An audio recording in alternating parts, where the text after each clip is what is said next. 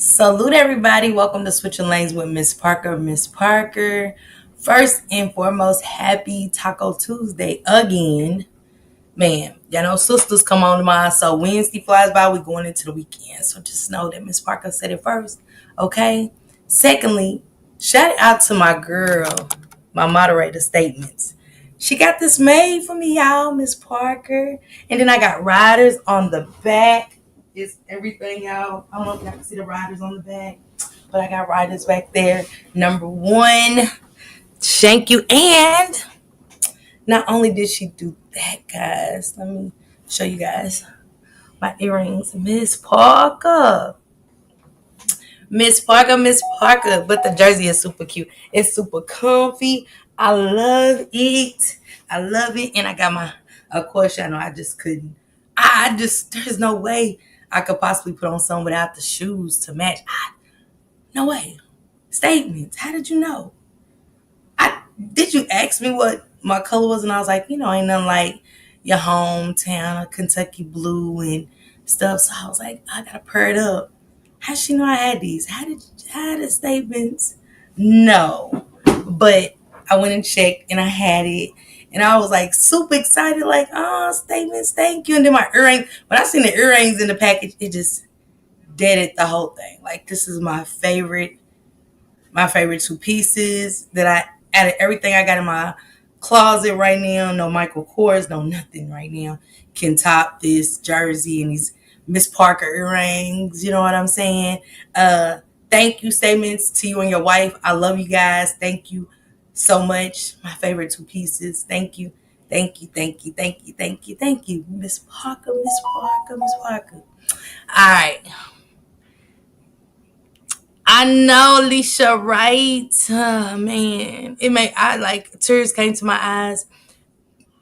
Let me get my shout outs together. Hey, Sharon, happy Tuesday. Missy, Juanita Garcia, Capricorn Chronicles. Thank you for the copyright disclaimer of the Copyright Act under Sections 107 of the Copyright Act 1976. Allowances made for fair use for purposes such as criticism, comment, news reporting, scholarship, and research. We have to catch up. And I got a live tonight, you guys.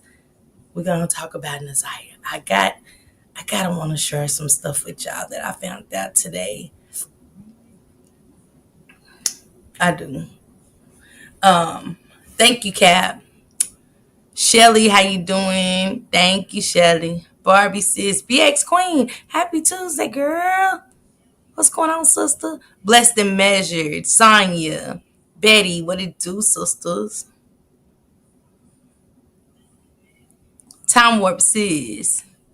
Lil Tink Tink, what it do, sister? Deborah sis, Latasha, hey. Hi, Purple, how you doing? Hi, Francis.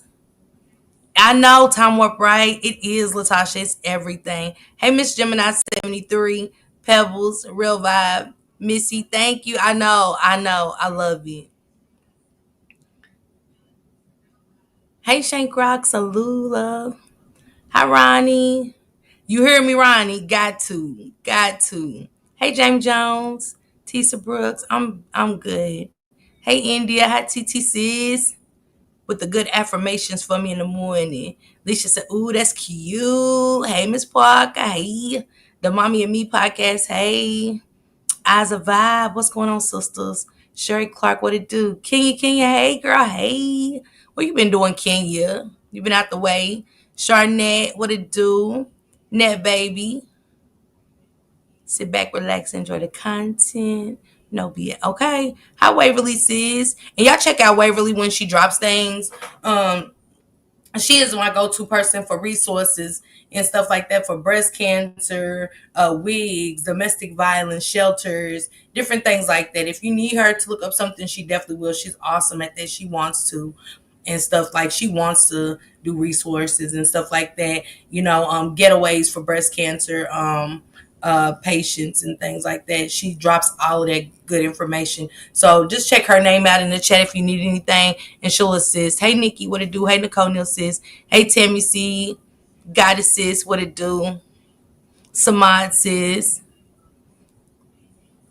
Okay, you're better. Good. Her baby's been really sick. It's a illness going around and a lot of people's being sick. She said, working like a Hebrew slave. I know you lying, Annie. Don't let them do you like that, Annie. Lizzie, my love. Miss Minnie, great. Man, Miss Minnie donated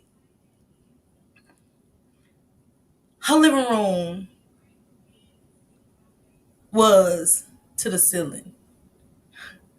Shout out to Minnie. She helped too with the giveaway. Shout out to them for another Sister Sunday that was successful for the children and for them as well. But Minnie just, I seen her living room and it was to the ceiling. I was like, I'm looking at the picture like, girl, girl, girl. Man, shout out to you, man. I know them babies was happy. Hey, Tim C.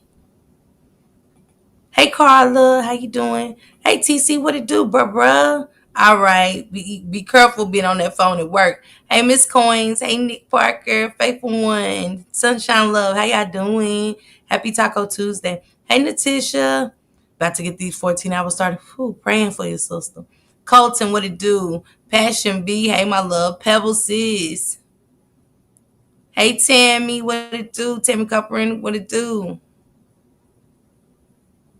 Love that royal blue on you. Hi, Simply Me, sis. Okay, you in the mountains. Be careful up there and enjoy, okay? Kenya said for sure. I don't blame you. I'm gonna be back tonight though, Kenya. Talk about Naziah a little bit. Just to kind of, yeah, I am. Hey, Daquan, how you doing? Or Daquan. Let me say Daquan. Hey, Chris. Hey, Sonya, girl. She said, blue team, it's a lot of us. Hey, subs. Hey, riders. Hey, Tim Diva. What it do? Hey, Kim Cole. Hey, Keisha. Let me see. I think I got everybody. I don't want to miss nobody. Hey, Wise Libra. Hey, sister. King said, okay. Hey, Gina Dallas Diva. Y'all make sure y'all speak to everybody, man. We over all that BS. Hey, PJ. What it do? Thank y'all for the copyright disclaimers. Man, the BS is done. We getting close to the Naziah Harris trial. We got one more bond over on her birthday, which okay, Latasha, praying for you, baby. My God. Spinal injury. Jesus. But guess what, Latasha, you blessed. You heard. You know what I'm saying? Y'all drop the Mommy and Me's podcast link. She's gonna start going live in September. We want to make sure we go over there and sub to her, just in case somebody ain't live, and we go make sure we show everybody some love and stuff. Hey, Sonya, drop our boys link if y'all get a chance to. How you doing, Sonya? Happy Taco Tuesday. But yeah, I love it. Statements. Thank you to you and your wife. Thank y'all for the earrings, the Miss Parker earrings, and thank y'all for the jersey. I love it. Hey, Ebony. What it do? I miss y'all. I miss a day with y'all. Man, it feel like I've been gone a year with y'all. Straight up. I ain't talked to the sisters in the Discord yesterday. Nothing. Like, I ain't talk on the phone too much. Nothing. I ain't really talked to the riders for real. Nothing. Nothing. Hey, Vapey, how you doing? Mary Kay, how you doing? Happy Taco Tuesday to y'all. Okay, Lalizi, drop your link. Y'all drop Lalizi's link, please. She says she's going to go live this weekend. Her internet is working. She don't want to be out fuzzy like how my shit keep freezing up and shit. You know, like I be up here and it be always when you make a fucked up face and it freezes up. I'm just saying, y'all. Sorry for cussing. Hey, Tawana, I'm working on that. She said, you deserve a good break, man. Because I went live Sunday, and I usually take off on Sundays. But I went live and just talked a little bit, got Uncle Daddy stuff. And, I had to. No disrespect to Kenya. But, hey, if I find out some stuff about jail and all of that, I'm going to talk about it. I'm going to break it down. Hey, Miss Mika, how you doing? Happy Tuesday. Yeah, I'm going to break it down. Yeah, pretty much. Me too, guys. I love it. That's my favorite piece. Do I got a purse to go with it? I'm joking, y'all. But I be having to have a purse to go with my. I don't know. I just be having to have a purse to go with my stuff, or whatever. Especially if I'm a step out. You know what I'm saying? But again, I don't know how Statements knew that I had these. I had these. My son got these for me for my birthday last year, and I think I've only worn them twice, if twice. But when I seen that, I was like, oh shit, because I put them in the closet deep because I don't wear them. I like Shank said, you know, you can wear clothes twice. He said that to me yesterday. I know, Lizzie. How juju my juju on the beat? I said, man, Shank said, do you know that you can wear clothes twice, Miss Parker? You know that. And I was like, hey Karen, how you doing? Happy Tuesday. I was like, yeah, I guess because I was like, I should save this for this weekend when we go do something. And right, because I said I was gonna step out because that I got it bad. Yes, nah, for real, Nikki, it's horrible. Um, just like somebody in the chat said the other day, that was like, oh, Nene say, I can't go out without earrings. Is that just me? And I said, no, Nene, I don't give a damn if I got a bonnet on. I got to put some earrings in my ear with the bonnet. It's just crazy. Praying for you, Sherry. Sherry said, Miss Parker, please keep me in my prayers. My doctor's going to take a bone marrow to see how bad the cancer is. I'm nervous. And I understand, but give it to God. Sherry, at this point, give it to God, baby.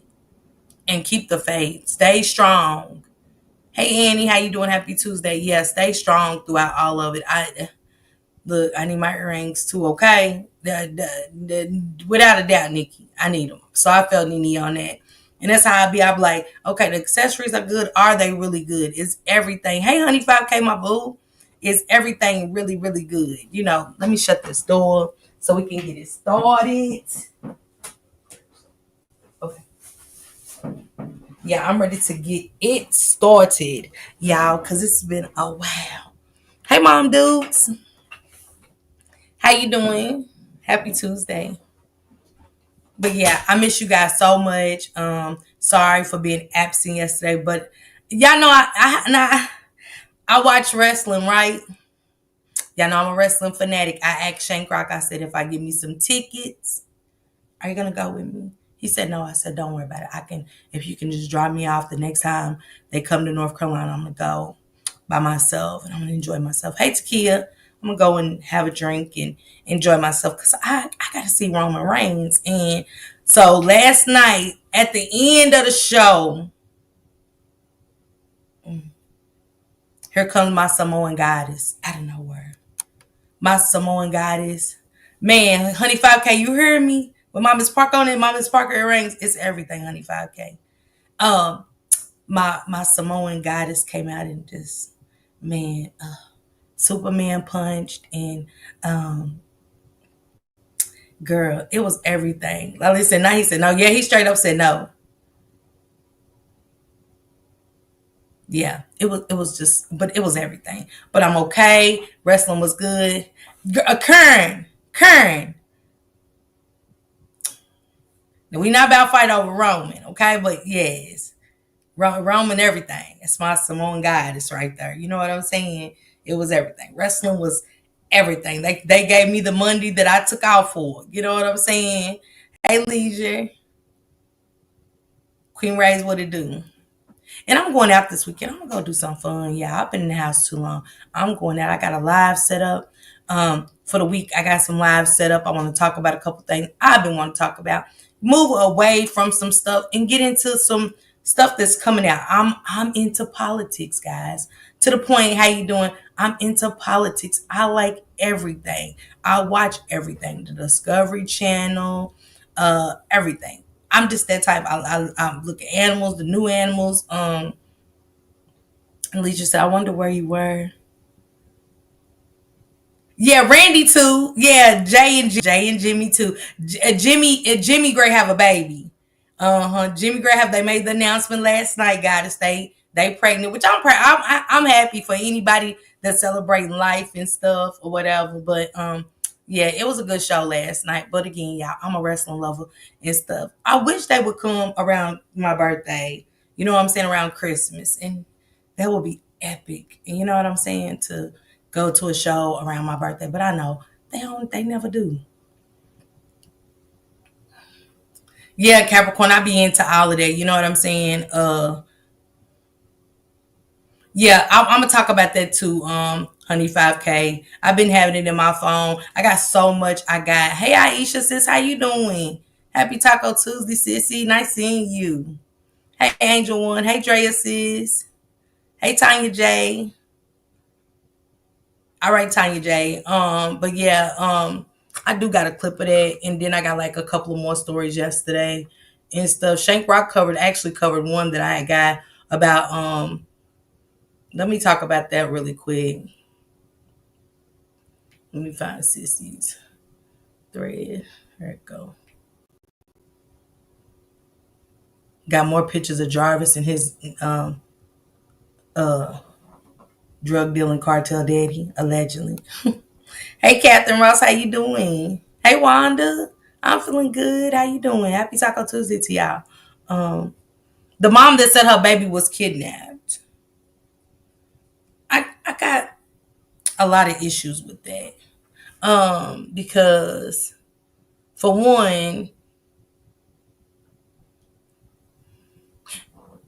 hey Jennifer, how you doing? Happy Taco Tuesday. And yeah, Kenya, it's crazy. I'm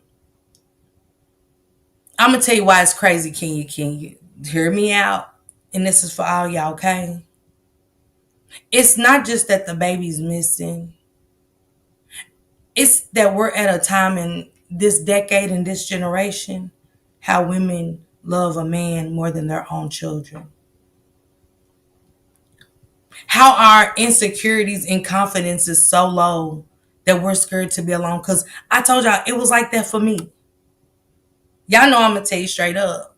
See, sometimes tell your own story before the next one try to dim your light to tell your story to an audience for a click and a view. Tell your story. Because at a point in time, I wasn't shit. I wasn't shit. Still had ain't shit times in my life as I got older. But see, people that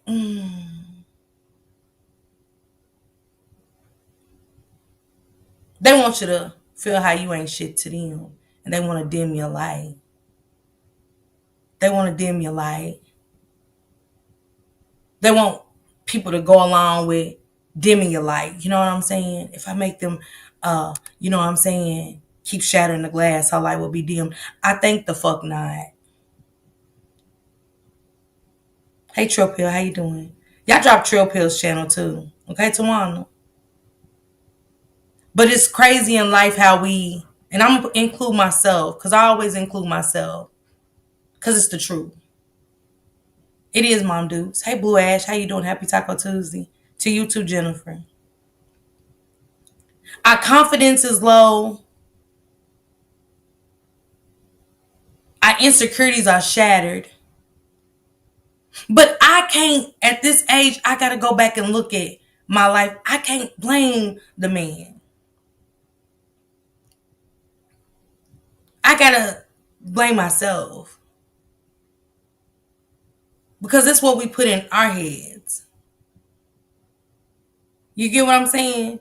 Because if you wake up every day and tell yourself that you are beautiful, ain't shit a motherfucker can do. I don't care if people judge you and say you the ugliest person on earth. If you tell yourself, because tell me one time you ain't seen a girl and say, oh my gosh, she really thinks she got it going on.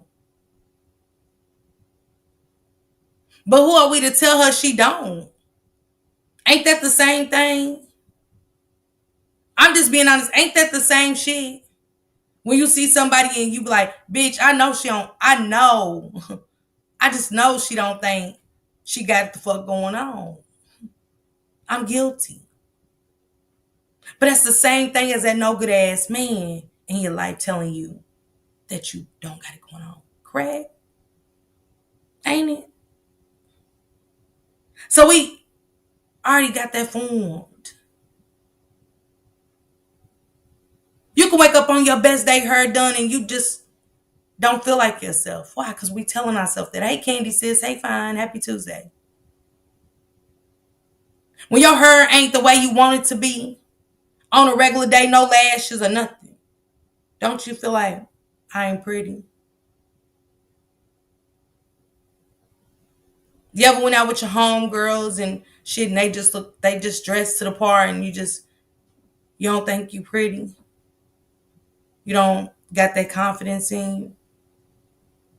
Everybody at the table, dinner table, a man is there talking to him or something, you don't get what they getting, and you start feeling insecure. Instead of, I don't need no man to tell me anything because I already said, hey, Pookie Poo sis, hey, God showers blessings sis. Instead of putting it in your head that, shit, I'm fine. I don't need no man to tell me shit. Right. But I was that bitch. I was that one.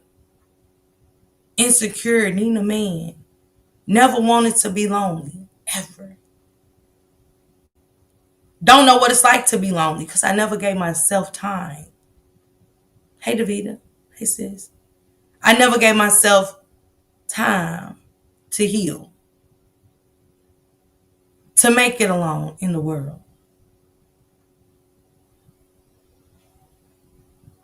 And I watch these women today, how bad it really is. Because I'm glad I wasn't that woman. Now, did I pick drugs and streets so much? It's almost the same.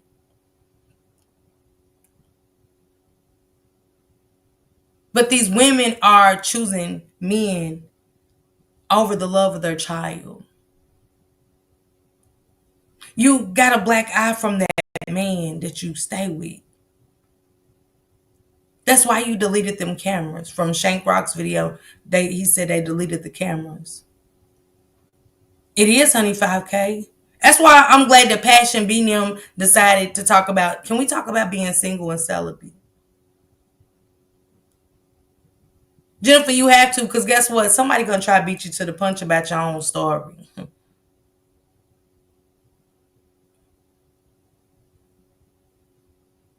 See, when a bitch ain't happy, they want you to be unhappy. Because when you happy, you ain't got to talk about nobody else. Shit. I'm happy. I'm all right. Exactly, Honey 5K. Hey, just Mona. When you really happy, you ain't got, nobody else should be on your mind. Should nobody be living rent free in your head? You should get up and want to go shopping or something. You know what I'm saying? Figure out your next vacation. Get your bitches, your real bitches with you and say, let's just go on a cruise or something.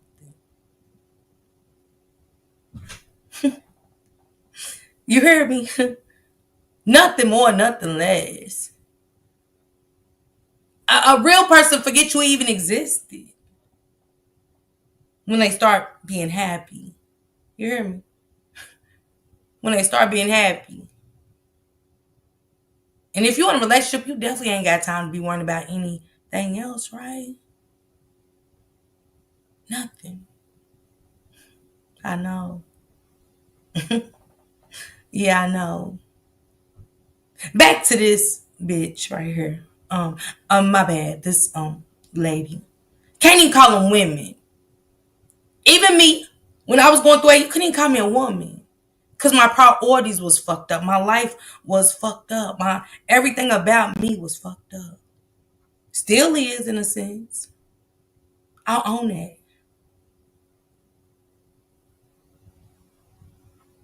Come on, Pebbles.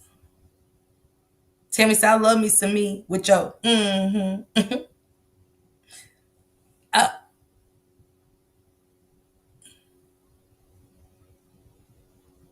yeah, come on, TT. You heard me. Better not. She said, I'm so happy right now. My friends don't even F for me. Shaking my head, but oh well. They're not your friends. That's why you cool. You don't feel trapped. Nothing. You don't feel none of that. Uh-uh. None of that. Deborah said, I'm happy in my own lane. Honey 5K said, we survived.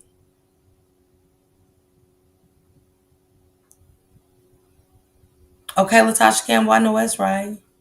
Nobody gonna love me like me at all, Mom Dukes. I'm an introvert, okay? Aisha said that part, man. But she loved a man so much, y'all, that they in domestic dispute. He done blacked the eyes and stuff. He done blacked the eyes and shit. So she done made up a story that I went to the dollar store, My son was playing. Let me say what she said.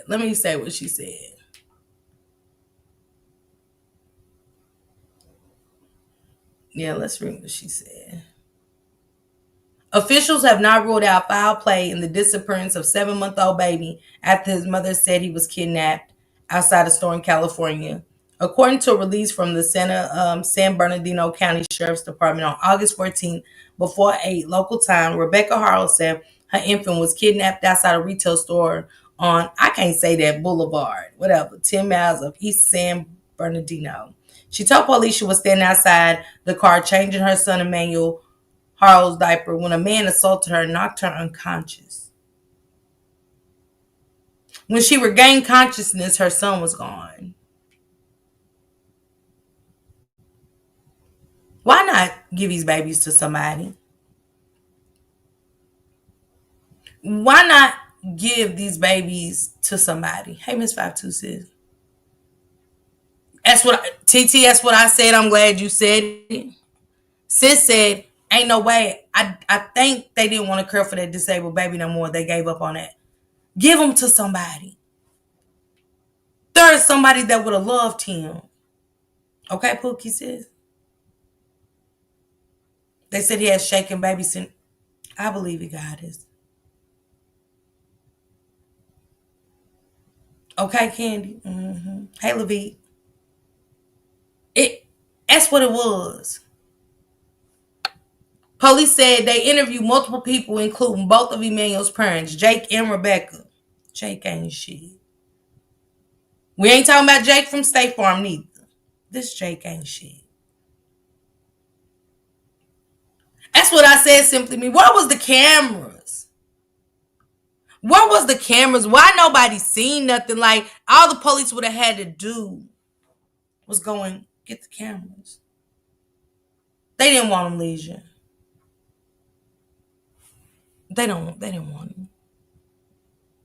Wanda, I believe you. Hey, Risha Boo. They didn't want him. That's it. That's all. They didn't want that baby because he was disabled.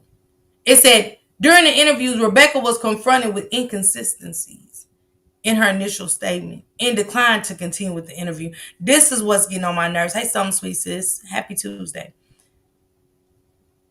How these parents are getting to have inconsistencies, right? With their stories about their children missing unalived. And I don't want to talk about it no more. And the police say, come on, the Mommy and Me podcast. Somebody would have loved it. I'd have loved it. I ain't got no young kids, but I wouldn't have mistreated it. I would have took it and loved it. There's somebody that would have took that baby and loved that baby. It's just that simple. The inconsistencies in the story. Jennifer said that poor. And I don't want to talk about it. I don't. And y'all take your handy dandy notebook and y'all just get y'all notes from them and y'all just as detectives and okay, he went missing it. Okay. You just said this and you said this. So but I don't even want to talk about it anymore. Okay. That's it. We're not gonna finish. Okay. All right, you guys have a great day. Hopefully we'll find your son. We can come up with something. What the hell's going on? What? I think this is the problem.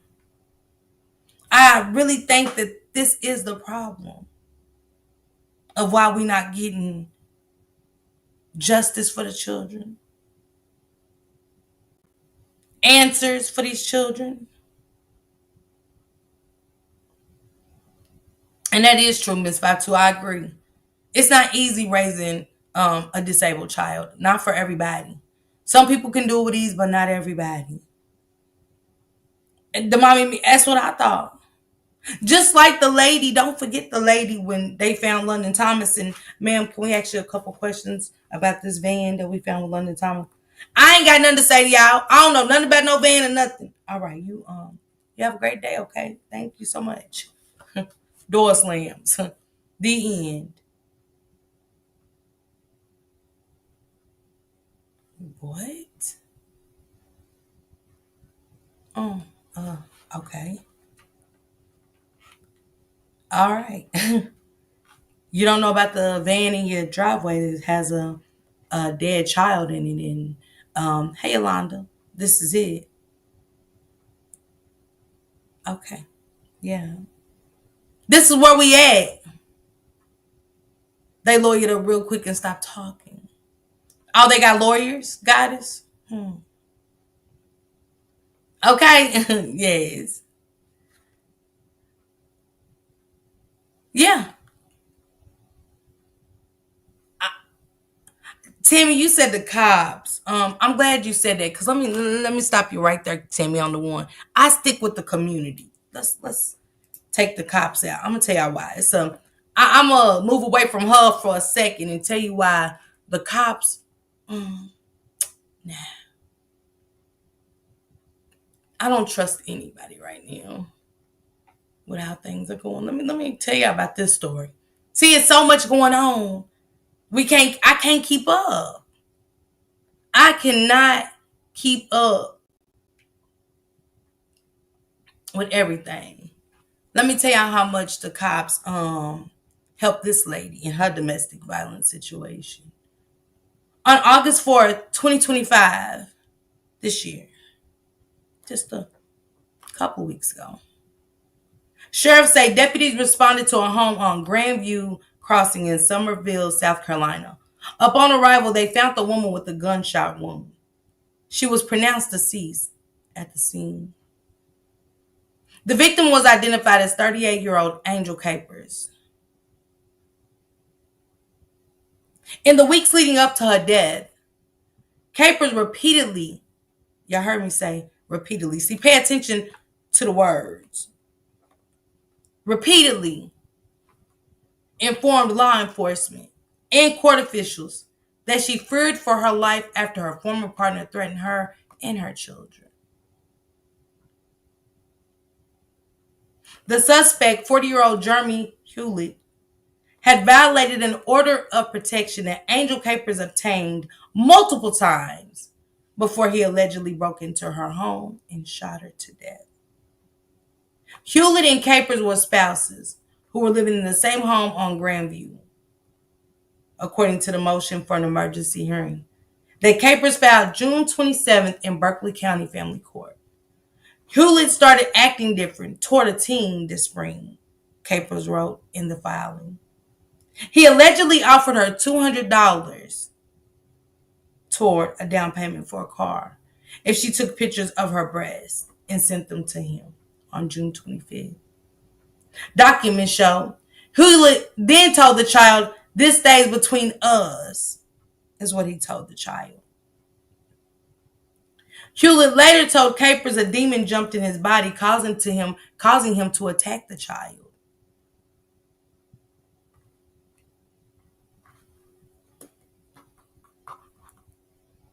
So the demons didn't jump into you to abuse her and threaten her, but the demon jumped in this man's body to touch the child. Okay. All right. Okay.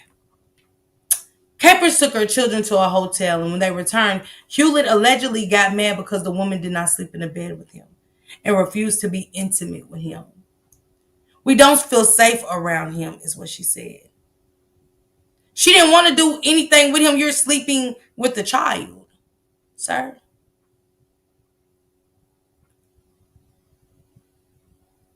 Yeah, Takasa. The document requested an emergency hearing to take place within 24 hours. She asked that the court forbid Hewitt from abusing, threatening to abuse, molesting, or engaging in any conduct that would place the victims in reasonable fear of bodily injury, abuse, threatening, molesting, or engaging. She also asked that he be prohibited from threatening to use, attempting to use, or using any force against them. She requested that he be barred from communicating with the victims or attempting to enter their home. A protective order was placed by July the 2nd. Remember the dates, guys. July 2nd. Capers filed another affidavit on July the 16th after she said Hewlett violated the order of protection by texting her on July the 15th. His mother also reached out to Capers, to the mama. Hold on, I'll get to her in a minute. His mother also reached out to Capers, despite the order prohibiting any of his family from contacting her, she wrote in the filings. Capers said she also filed a police report about the incident. I know that Jeremy will continue to violate the order and show up at my house, she wrote. I'm really fearing for the safety of myself and my family. Capers took measures to protect herself and her 3 children, including changing the locks on the house, making sure the alarm system was activated, and purchasing more cameras. She even considered buying a firearm. He will go to extreme measures to harass her and her family, she wrote. He violated the order again on July the 25th when he showed up at her job. He approached her and a witness, engaged them in conversation, and returned some of her items that he had taken from her house. Hey, baby, here you go. I stole these at the house. Here you go, baby. Hey, Leela. Happy Tuesday. Here you go, baby. Here go your drawers. I took your, yeah, let me, here go your glasses. Here go your glasses I stole from your house. Matter of fact, here go your pen and your paper. And, yeah, I took these from the house when I wasn't. How you're violating your order of protection, right? And then you taking items that you done broke in the house and stole from the woman to get back to it. This is crazy work. Hey, Nola. This is crazy work, right? Hey, Pee Wee. It's weird, right? Like, it's just showing y'all the world we are living in today. He stole the shit, broke in the house with knowing it's an order of protection. Hell, it's been multiple orders of protection. Pee Wee, I know. At this point, multiple orders of protection. Oh, baby, I stole your glasses. Here go your glasses. Oh yeah, here go your paperwork where you got the order of protection on me. Matter of fact, shit, here go your shoes. I took your shoes. I see you got your work shoes on. Here go your shoes, and I got your pen. I stole your pen. I don't know why I stole your pen and stuff, baby. Yeah. What? Little Tink Tink, we'll get to that bitch in just a second. It's more. After he returns the stolen shit, y'all can't. This is this real? Is what I ask myself every time I come across these children being touched or domestic violence and people getting unalived. Is this real? She said, hold on, y'all. He returned some of her items that he had taken from her house. Days later, after he returned the stolen shit, he returned back. He didn't give a damn. It's a scary. At this point, out of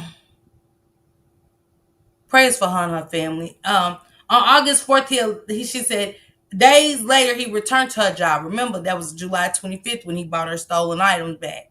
On August 4th, he allegedly blocked her vehicle in a parking spot and hit her car with an object in an attempt to break the glass. According to a warrant for a stalking charge, he damaged both of her front windows, according to the affidavit. So he comes on July the 25th to bring back the stolen shit he broke in your house to take. Here goes your panties. I just wanted to sniff them. I ain't been able to lay up with you, baby. I ain't been able to do nothing. Here goes your panties. I did steal them. I took your bra. I did take your bra. I just needed you close to me. I just wanted to give it back to you.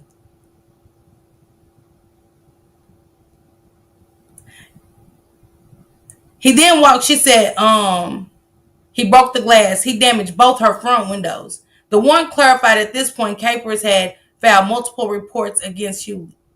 Later that day, Hewlett allegedly broke the glass of the rear door of Capers' home.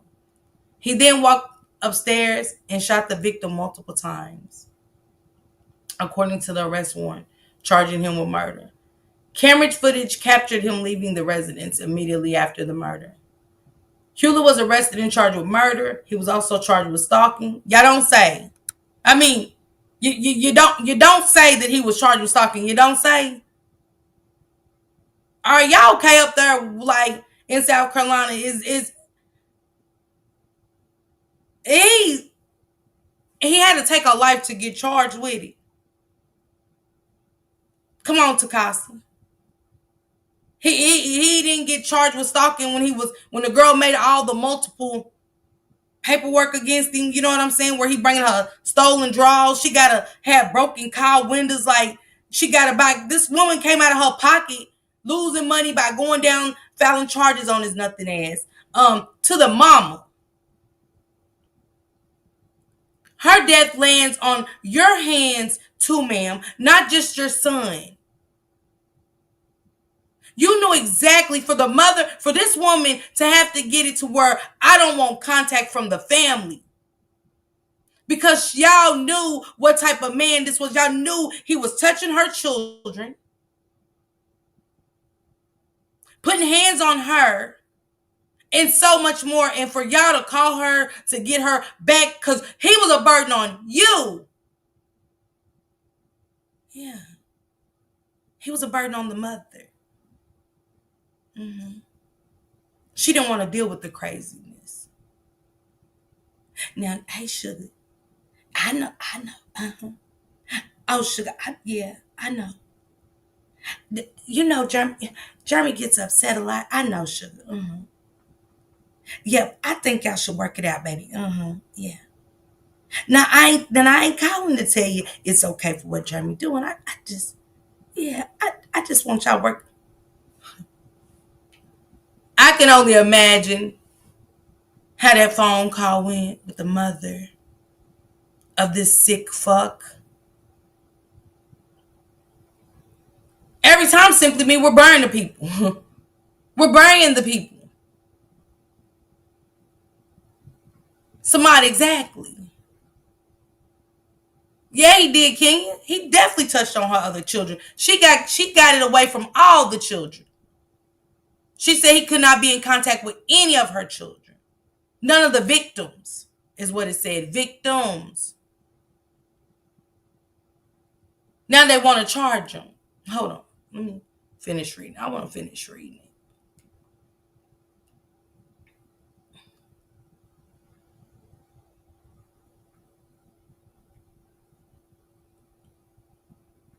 My little stinky wink came up in my pictures of her. It's growing so much out. My grandbaby in Cali. She looks so cute today. They got him with stalking, criminal solicitation of a minor. Hot damn. Y'all couldn't get him for the minor when he was touching her? Listen to the charges, y'all. They got him for stalking, criminal solicitation of a minor. So he had to unalive the mother to get charges for the victims.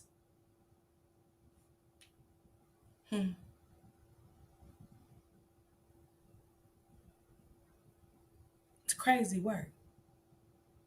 Malicious injury to personal property and 2 counts of violating the order of protection. 2 counts. 2 counts. I just named the dates of all the other incidents. How he get 2? How did she even become unalived is the question. Pookie Poo said, I've been there.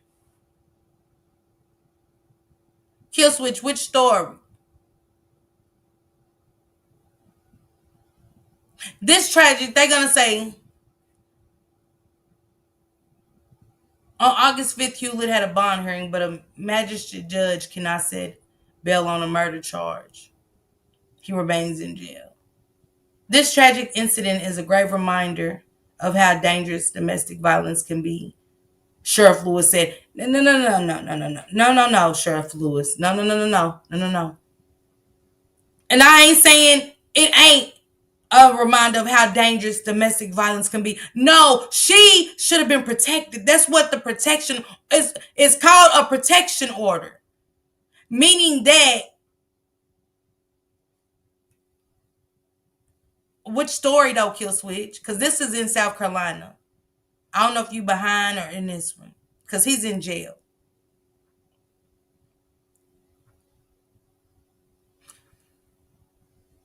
This tragic incident is a great reminder of how dangerous domestic. But she got a protection order. How do you get a protection order and you're not protected? Make it make sense to me. That's all I'm saying. You can't say that, Sheriff Lewis. You cannot. She should have been here with us today, educating people about awareness of domestic violence. You don't bring awareness to a tragic incident when she was supposed to have been saved from the protection order. And she's made multiple complaints to you guys. And it took her to become unalived for all of these charges to go through.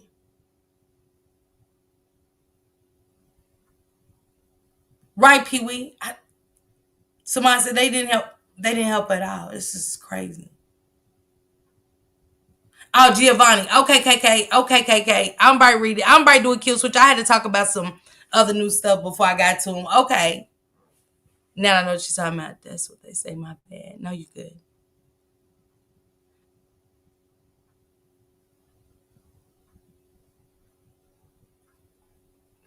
We're going to get into that. It is sad. But I just want to, not saying all cops are bad, Tammy. You're right. But with the way things are going, and not just here in South Carolina, in a lot of different states, we're seeing the same behaviors and patterns. Killswitch said, I came in hot. You did. I'm just saying the same patterns in different states and cities. We're seeing the same thing. Children aren't being protected. These people with protection orders aren't being protected. Our elderly aren't being protected. To have the man shoot the veteran in broad daylight?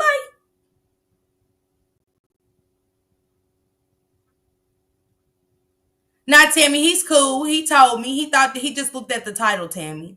That's all. He looked at the title, and it did say Giovanni. It doesn't say other news. So I understand, Tammy. He's good. Hey, Kenya. But do y'all get what I'm saying? Nobody's being protected anymore. Hell, take protective order off of it. Just say order. Yeah, order. Order that you came in here. She made an order. She made a domestic violence order. Yes, Levy, absolutely. They step in after the fact when it's too late. This is the same story. I thought it was either. Yeah. So yeah, I'm just bringing some other stuff before I talk about the Giovanni and stuff because I do want to get into that and talk to his mother for a second and the cousins. You know, yes, they are. Kill switch. Calm down. Yes. My moderators are definitely guarding the channel. That's what they do. That's what they there for, Kill switch. Yes. Hey Carissa, how you doing? All right, King. Yeah, yeah. I'm live. Um, don't forget y'all, Wednesday is history. It's history. I gotta take y'all back. We gotta start doing history. We gotta start finding these things and talking about them. It's so much, okay?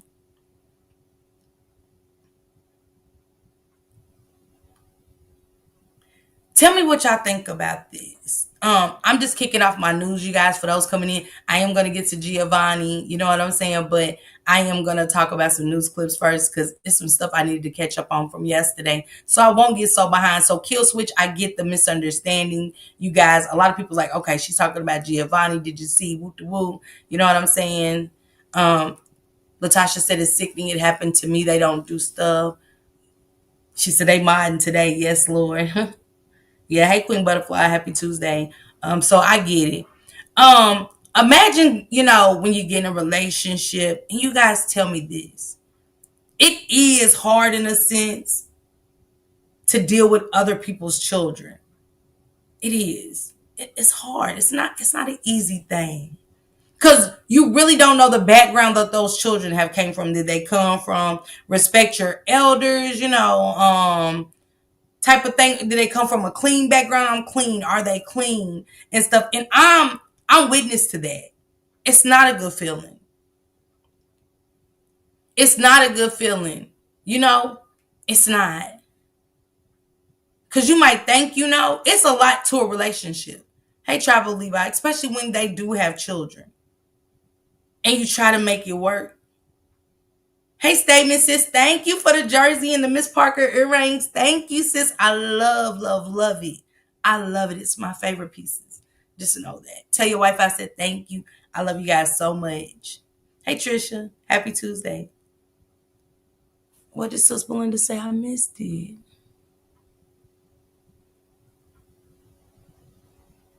Okay, Nicole, send it to me. Sis Belinda, I don't know. Okay, Stop at texting and driving. Stop at texting and driving. I2 department. Vote on their hands. Hey, Miami. Let me listen to this clip and then we're gonna get into Giovanni because I got a lot of clips I have to get into. Oh, it's one more I want to get into. It's one more I want to get into before we get into Giovanni, but it's one more I definitely want to get into around her, y'all. I gotta let y'all listen to this. Yeah, I'm gonna call you out, Nicole. Now, I don't think I didn't see your. Don't think I didn't see you saying something to statement. You got me in trouble. In the chat, I'll be watching the Discord. Sister trying to save your life. We saving lives, okay? Hey, D Money, how you been? We are saving lives, okay? That's it. That's all. Hey, Detroit's Finest. Hey, sis. This is all day long. This is crazy. This is every day, all day long. I work all day. He is a stay-at-home father with his 6 kids, with the 6 children that he has. I've been nice, letting them move in because the mother's in the hospital recovering, and they don't clean up. The kids upstairs, the kids they don't pick up. They don't even take the trash out. No. I'm not gonna stop. No, I'm not gonna stop. No, I'm not gonna stop. Your children need to be on the internet. You need to be on the internet. You need to be ashamed of yourself. It don't even make sense. Can't even take the trash out. Trash on the floor. The dog don't even sit up behind that dog. Forget that. I'm in a great headspace. You ain't your kid. And your mother, before she went, she should have gave us some home training. Before you bring your 6 children into someone's home, you should teach them manners. I can't. They disrespectful. I tell them to pick up. They talking back to me. I know they're not gonna be smart, disrespectful, talking back to me in my own house, and they don't clean up, and they don't do nothing. So I thought you have a little compassion. Compassion? Children. Yeah, they mom in the hospital. I've been letting them be here. Mom in the hospital for just 6 months. It's only 6 months. No. That's not going to work. So you don't know how. Bob, get your kids upstairs.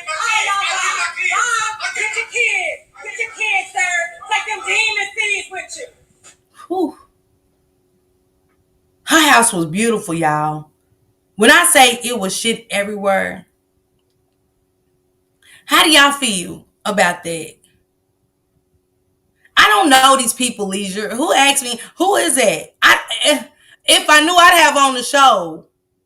I do need to find out who she is. I wish I could find out who these people was. But was she lying? Like, y'all gotta quit thinking that because your kids didn't do, their mother might have let them or their father let them do whatever, that they are allowed to come in your home and disrespect you or do what the fuck they want to do. That's not how shit works. And it's a lot of people out here, parents that crippling their kids. You're crippling your children. Yes. And I'm going to tell y'all why y'all crippling y'all children. Y'all won't let them get out there and experience life the way they're supposed to. You want to spoon feed them and shit. See, I wouldn't have had 5 children, even though I love my children, if my mother would have let us see the world for what it is. We was respectful children, and don't get it twisted, I was the cusser and shit. I couldn't wait to choke on a cigarette and cuss a little bit. My cuss words didn't even make sense. Motherfucker, goddamn shit. That's how it would be. Oh, this motherfucking cigarette, goddamn. That was me. But I was raised in a respectful home just because I turned out how I was a motherfucker, goddamn shit. Y'all get what I'm saying? But if my mother would have told me about real life, pregnancy, protection, don't let a man do you like this, life would have been so much different. How much different? I don't know. With me, my kids got to see it firsthand of what life throws at you. And it ain't lemons. It's fucking tomatoes. Tomato. You can make good shit with tomatoes or you can smash the bitches. And I was a smash them bitches type of life with a tomato. Man, Trish, that's how I cussed. I didn't know how to cuss, but it felt good to me. It sounded good. Not making them clean up. Not making them responsible. Not making them take accountability and live up to their mistakes. And much as I cried, I knew that God gave my kids their own destiny. I could not control their destiny. And when I fell back from thinking I could control my kids' destiny, they all graduated. Nobody was pregnant at the age of 15. They got pregnant in their 20s after college, after high school. Got their own places and had children. They got their own vehicles. They're not on drugs. Hell, they drink and smoke weed. Shit, I did. Can I say I'm mad at my kids for smoking some weed? Hell no, I do. They know what drugs did to me. I never held nothing back from my children. Anything I did in the streets, chasing men, chasing cocaine, homeless, they saw it. So what could I lie to them about? Nothing. Hey, Samisha, happy Tuesday. Could never lie to them about shit. Choosing men in streets over them. Drugs, yeah, they know. We have those type of conversations. So I could only say the way I raised y'all and wasn't there for y'all, I don't want that for y'all children. Be a better me. Be a better me. And they show me every day that they a better me to my grandkids. And I can't do nothing but love them for that. But a lot of y'all got to stop catering to your children, handicapping your children, letting them sit at home, don't work and shit. If they can lay on their back and suck and fuck, baby, they can get up their ass up and go to work. Okay? House dirty, house filthy. See that your house is the way you keep your pocketbook at the bottom, in the middle. And it's the way you carry yourself, ladies. See, what man is gonna come in there and respect her? She's dirty. That means her attitude's dirty. She got low self-esteem. She ain't too much of shit. When you keep your house clean, guess what it does? It shows a man that you are put together. Just saying. For a woman to have to come home from working hard, shit all on the floor, throwing paper like it ain't a fucking garbage can in the kitchen. I hate that shit. But see, it's the upbringing. But see, the kids, I no longer blame them. I blame the parents because I'm watching it firsthand. Stop sugarcoating shit for your grandkids. Stop sugarcoating shit for your children. And we wonder why they go out there and kill all these bad choices they make in life and shit. And then we want to argue, get your shit together. What? Why now? You've handicapped them most of their life.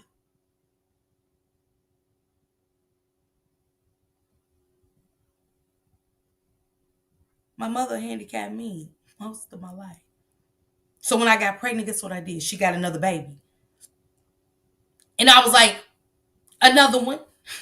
In my DJ Khaled voice, and another one. And another one. Was it her fault? No, but in a sense, yes. And guess what my sister did? Another one. And another one. She fell in the same category I did. The one that was on the panel with me. We fell into the same trap of the streets and niggas and, ain't shit bitches and stuff. Yeah. But when I see it today, it grosses me the fuck out. Ain't no wrong with being a good mother to your kids. Who said you couldn't? It's the handicap. I gotta do this. I gotta do that. No, the fuck you don't. Let them live their life. We ain't gonna always be around. Okay? And then what's she gonna do? What is he gonna do? I'll wait. Because I always tell my kids, fuck's going on right here. I call Poppy now. That's what I call my youngest son, Poppy. Poppy, what the fuck going on? What you got going on? You can get these $200-$300 shoes, but your shit ain't together. I mean, what your priorities are fucked up, my dude. Don't go talking to me till you get your shit together. I don't want to hear shit from you. Don't call my phone, nothing. I don't give a fuck what you got going on. Call me back when you're doing better. He called me. His ass was doing better. I ain't gonna always be here. I told my mods that. Take it how you want it. What y'all gonna do? I've been having these kind of conversations with my mother. What y'all gonna do? The same with my kids. What y'all gonna do? Because I want everybody to be successful. Like I want my children to be successful. My family, my sisters, them ain't gonna do for my kids like I do for my kids. Ain't nobody gonna make sure my grandkids' school clothes are bought, because I am. To God take this last breath from me, or the last titty, whatever he gonna do with me. The last titty, I don't know, whatever. But I ain't gonna be here forever. That's just real speed. Hey, mini me. That's all I say to my kids. Well, what y'all gonna do? Well, what's your next move? If you need car payment money from me now, what's your plans for the next couple of weeks? Because the month's about to fly. What's next month? Because I ain't got it. I ain't giving it. I got it, but I ain't giving it. Then you say, what you call it was at your house? So fuck's he over there for if you struggling? How you taking care of you, them, and hey, hold up. I got a problem.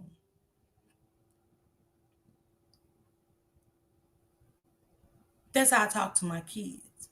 So I don't blame this woman. If that's you and your children, that's fine. I just don't respect it. I ain't judging no fucking, but I don't respect it.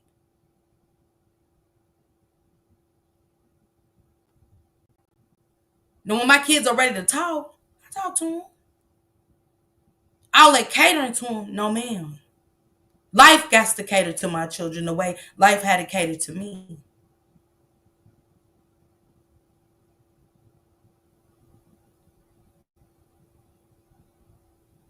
I can't teach my kids how to live in the streets, but I can tell them what I went through to try to save them to the best of my ability. So that clip stood out to me. It's important. It's important. Hey, Rhapsody. It's important because this is the shit we seeing today. And this is why children are being unalive. This is why their kids are going and burning down buildings, taking lives of innocent people, and so much more. Because we too busy wanting to be their friend. You can come and tell me anything, but I'm not your friend. I'm not my kids' friends. I'm their mother. I was a mother even when I was fucking up, and I was a piss poor mother. I was a piss poor mother, but I was a mother. Okay? Everybody talking about Big Mama. What we need Big Mama for to run our homes? I don't need my granny or my mother. Boy, my mama done her part. She raised us. Only to have to turn around and raise ours? Crazy, right? A set tomatoes. Huh? The life of the tomatoes. Smashing tomatoes. Not tomato stew and all that good tomato shit. Hey, Love Jones. Happy Tuesday. Just throwing it out there. Stop crippling your children. Because one day you ain't going to be here. And that crutch that you got with them, that crutch, it's going to fall. Your children are going to be left out here to suffer. We wonder about them homeless kids, them kids that we think is on drugs in the street, talking to themselves and shit. Some of them come from shit like this. Mama gone. Mama is gone. Family turned their back on them. Shit, we got our own kids. We know our kids grown. We ain't taking care of nobody else's kids. Kids is out there lost in the street talking to themselves. Just lost.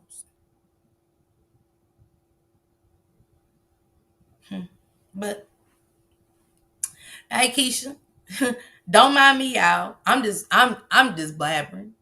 Don't mind me. These are clips that captivate me, that need to be talked about.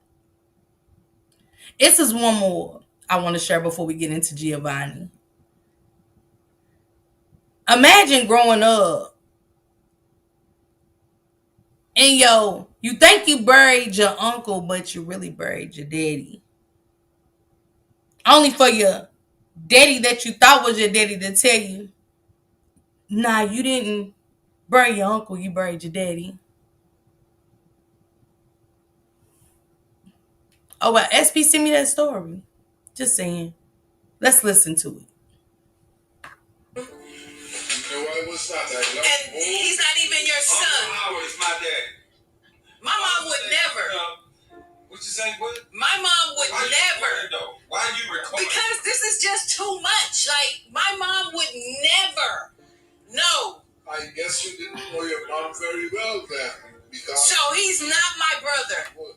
This is not my brother. No, he's not. Dad, you could have told me. You could have told me. You could have told me. You could have told me. How do you think I'm feeling right now? That my uncle, y'all kept the secret away from me so long, and my uncle is my daddy. And I've been around you all this time. It's not right. It's not right. I did this to protect you. How you gonna say you protect But me? what about me? And I'm supposed to be the only child. What do with this? But I'm Why you sit up there? He showed you favoritism, and I could have been getting everything I wanted. And they're trying to take care of you. I'm supposed to be the only child. You find this out though? But now, like, really? He's the only man that I knew and loved. And y'all gonna sit up here and tell me, hey, dog, y'all gonna sit up here and tell me you ain't my daddy? You ain't my daddy? Yes, I am. And I have to be raised like that's my. I am your dad.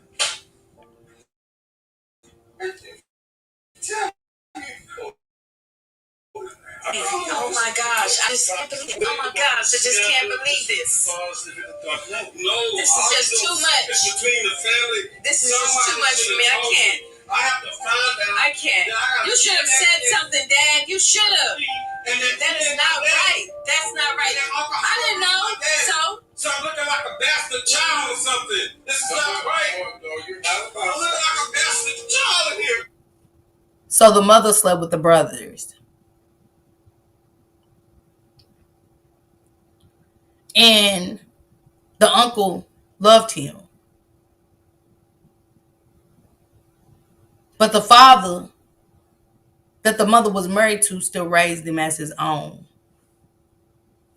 Still raised the boy as his own, even though he knew that was his brother's child. Yeah, that's real, Chris. It was the sister for me, though. I was supposed to be the only child, and you treated him better than me. That's why. I love the man so much because he said he did it to protect him. But we have to stop doing that. We have to stop keeping these family secrets. Because that man had a right to deserve to know. Because all this time, he's thinking that is his uncle, that's his father. He had that right to know because it wasn't his fault what the wife chose to do with the brothers.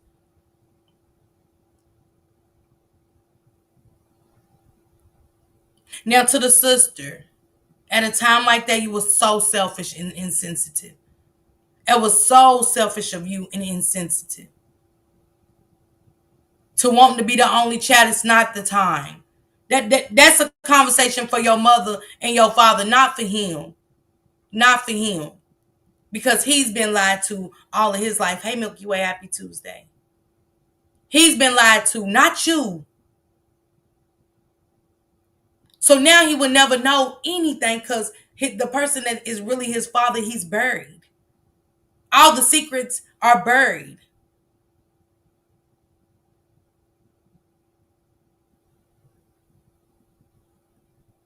I hated that. I hated watching that. And I know we want to keep kids safe because I love that he wanted to father that young man. But at the same time, y'all old at an age in life, we got to stop holding secrets. It's just like the Naziah Harris case. All the secrets that's coming out now. I with Vari, it shouldn't have to come to where I find out my mother was taken advantage of by someone who's supposed to be my grandfather. That could potentially have been my father, allegedly. Okay.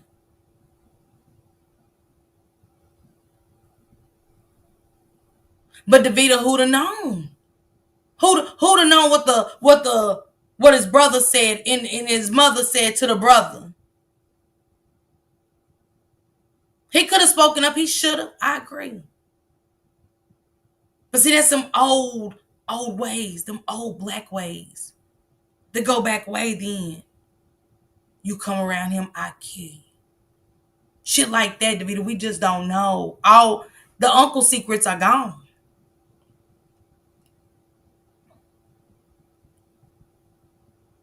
Yeah, Detroit. Okay, Aisha. We don't know. To that young man, I'm praying for you. He's not a young man, he's an older dude, but I'm praying for you. And hopefully your mother and the man that raised you as your father will give you a little bit of comfort on what happened. Just imagine all his cousins on from his uncle are really his brother and sisters. Y'all took that away from him. And that's sad. And I hate that. Queen Butterfly said, Davita, that's hard to say because I'm in that situation. What kind of situation, Queen Butterfly? Hey, Alabama. Yeah, I'm about to talk about Giovanni next. Right now. I'm just going to get on Giovanni. It is Detroit. Now on to Giovanni before I get up out of here for today. I just like to bring my news clips first, Alabama. But yes, now it is about Giovanni. Let me get on to Giovanni's story. After further research, I gotta be a woman. I still don't know about the mother side of the family, but I'm going to apologize to the mother of Giovanni.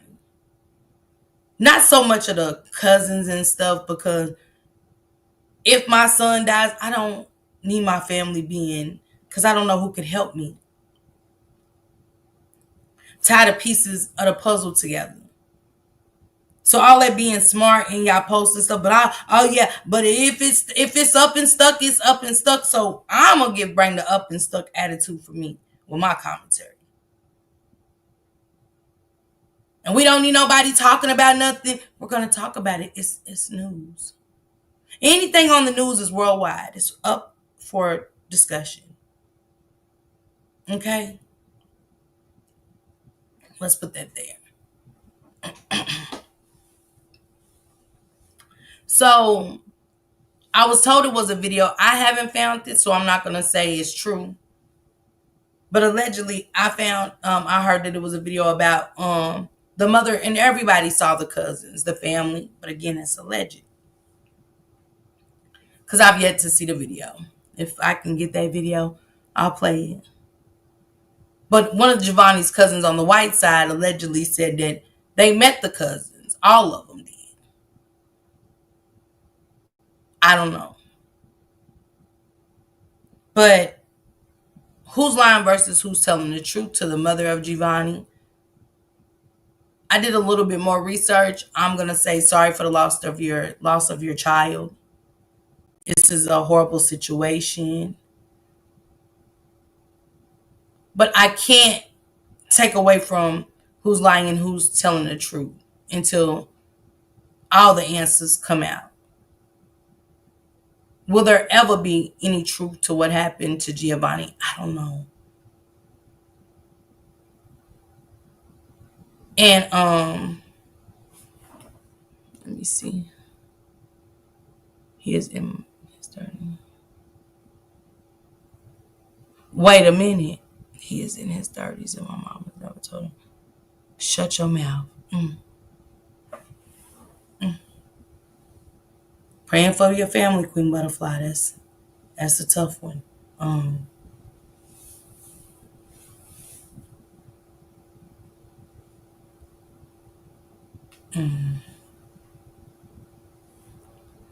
that's a tough one, Queen Butterfly. I think it's selfish. But that's my opinion. I can't tell your mother what to do, even for you. But when you want to know, Queen Butterfly, when you want to know that your mom is your aunt and not your mother.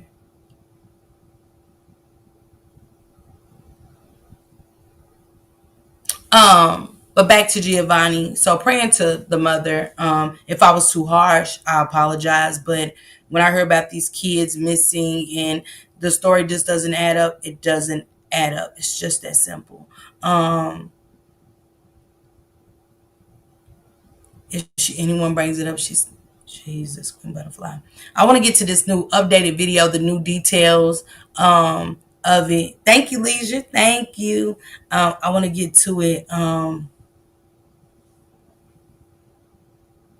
Wow, Milky Way, Jesus.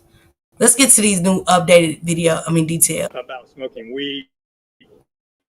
Giovanni says I haven't had a smoke in a while because of court stuff going on in North Carolina. And he goes on to say, I definitely need a smoke. At 10:08 p.m., Latrell, Jalen Washington, and Zachary Cummings start heading toward Charlotte County. Zach Cummings is the driver of the white Malibu at the time. During interviews, Latrell tells detectives that not long into the drive, they start smoking weed in the car, and Giovanni starts tripping. They stop the car at an unknown location along River Road before they got to I-75 because Giovanni needed to use the bathroom. Latrell says that Giovanni is acting out and raging before getting back into the car. They continue driving north on I-75, and at this point, they're about 26 miles away south of State Road 70. At 1:55 a.m., Giovanni sends his mother a text saying help. At 1:56 a.m., he sends another message that says help, followed by me. Do you have a car? Do you have a clean driving record? No. Did you know that you could pay as low as $39 a month in car insurance? No, I didn't. How? Sorry, y'all. I like commercials. Jalen says Giovanni was tripping, telling them I am a demon and I will wreck this car, and says he will kill them all as he tries to open up the door while the car is still moving. This is why I come back to to the mother. Because I have got a hold of something like a fake weed. And if y'all look at Florida, they have a lot of different drugs that make people alienated, zombified, sis, all kinds of stuff. Look like they got demons in them and so much more. Hey, Bridget Boo. And so I smoked some stuff and it was fake weed. And I remember to the point where I didn't even realize I was driving. And to me, off the fake synthetic weed, it had me feeling different. And I remember saying, I'm driving. And yes, why me? Yes. I couldn't believe I was driving. I lost all mobility to know how to drive. It just felt good that I was like, I'm driving. I know how to drive. And I was driving on the side of the road. God was with us that night because it could have been a light pole or anything. I didn't even realize I went down. And after we came up, I had a attack. I couldn't breathe. I didn't even know where I was. So it's a lot of stuff out here that these teenagers are getting a hold of, and things that I have got a hold of before that wasn't good for me. Trying a little bit of everything to get a high. And people lace things. I've had a lacer. And it fucked me up. Because my body wasn't equipped for that drug. And it was done without me knowing it was done. So when you act different, people leave you alone. They leave you abandoned. Because you're not acting how they're acting. They're used to that lacer. I wasn't. So I acted very much different. I panicked.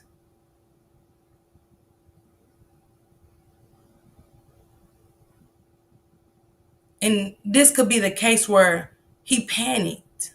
Something happened. And let me tell y'all something about that weed. I'm a smoker.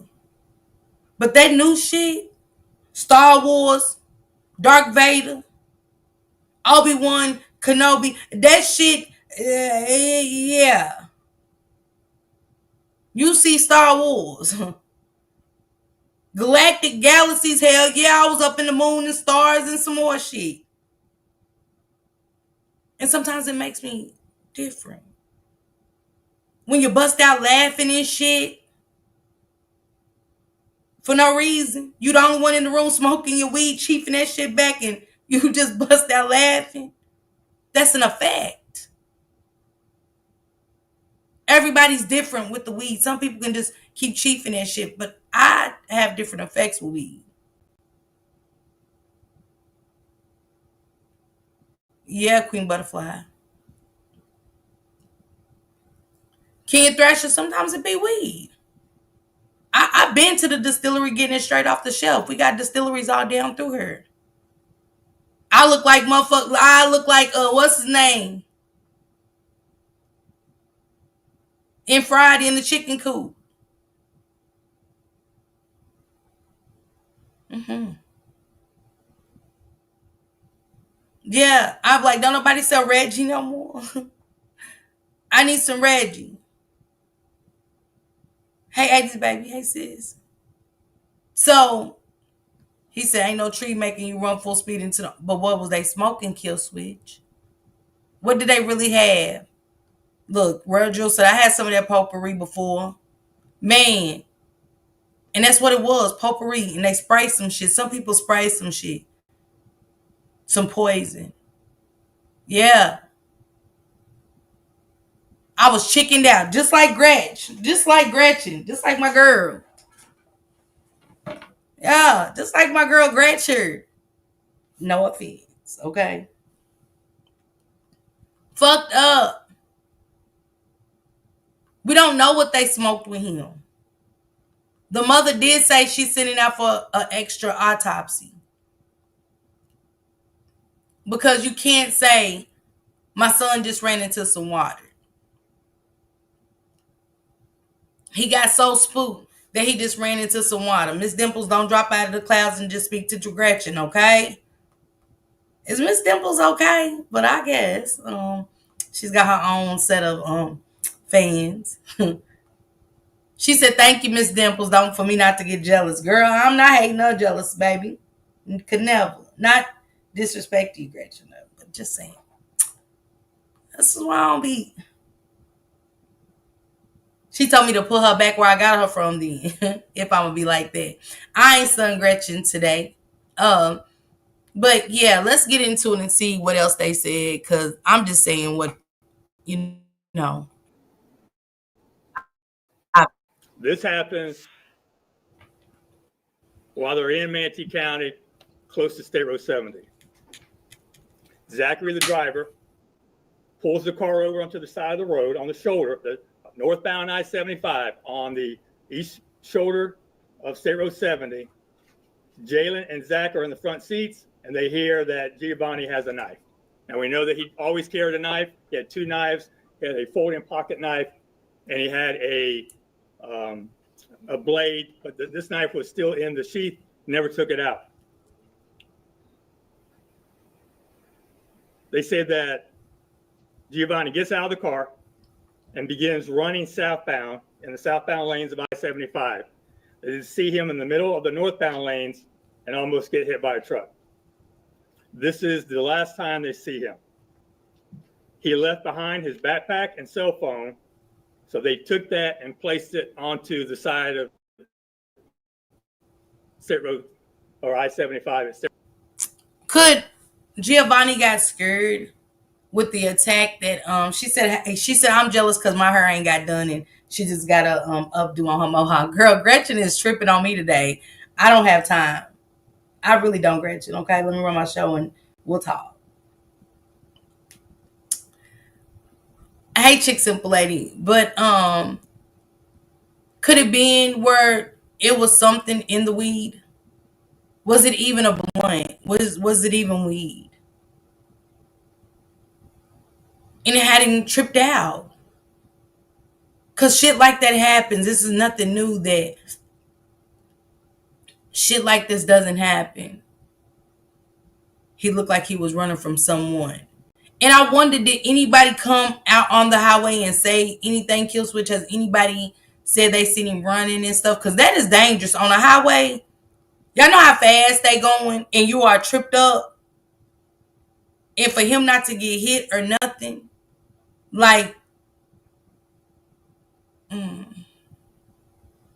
I think the cousins and the guy driving should have definitely had a lie detector test done. Oh, they got videos of him running? Okay, I need to see those. And for him to drop his backpack and his phone, he was shook. Did they get scared because Giovanni started running and it was going to attract attention to them? I wonder. He said it's coming up. Gretchen said, "Hey y'all." 70 at the entrance ramp on the east side. At 2:26 a.m., Latrell calls his grandfather to let the grandfather know that Giovanni got out of the car. At 2:27, Latrell calls Bridget, Giovanni's mother, but there's no answer. We know that they continue northbound on I-75. We have them stopping at the Flying J truck stop in Hillsborough County off the I-4, and you can tell by their phones that they eventually make it home to Brevard County. At approximately 6:50 a.m., Latrell calls Bridget again She answers, and he gives her the information on what transpired that night. At 7:13, Bridget calls the Manatee County Sheriff's Office to look for Giovanni on I-75. She says, from the 911 call that we collected, I received some missed calls from my son this morning. He was being picked up by a relative, and I was told that they left him on the side of the highway.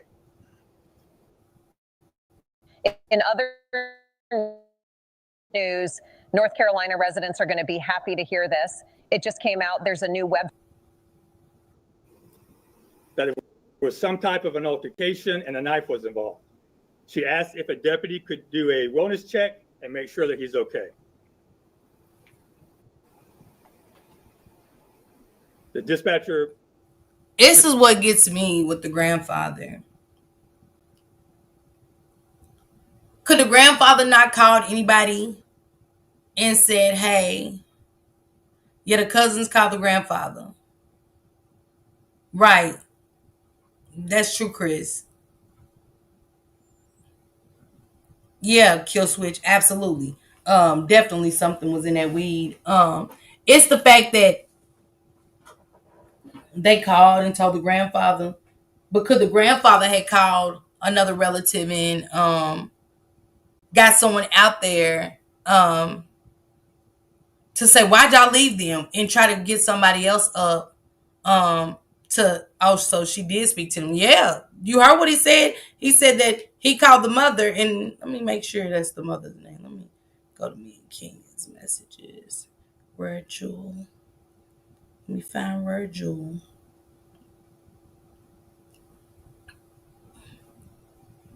Because I thought early on that the girls. Here's how women are able to earn $1,000 in 30 days by sending messages on their phone.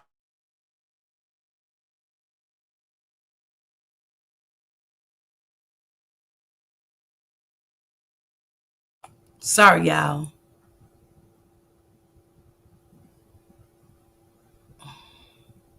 Okay, let me read this.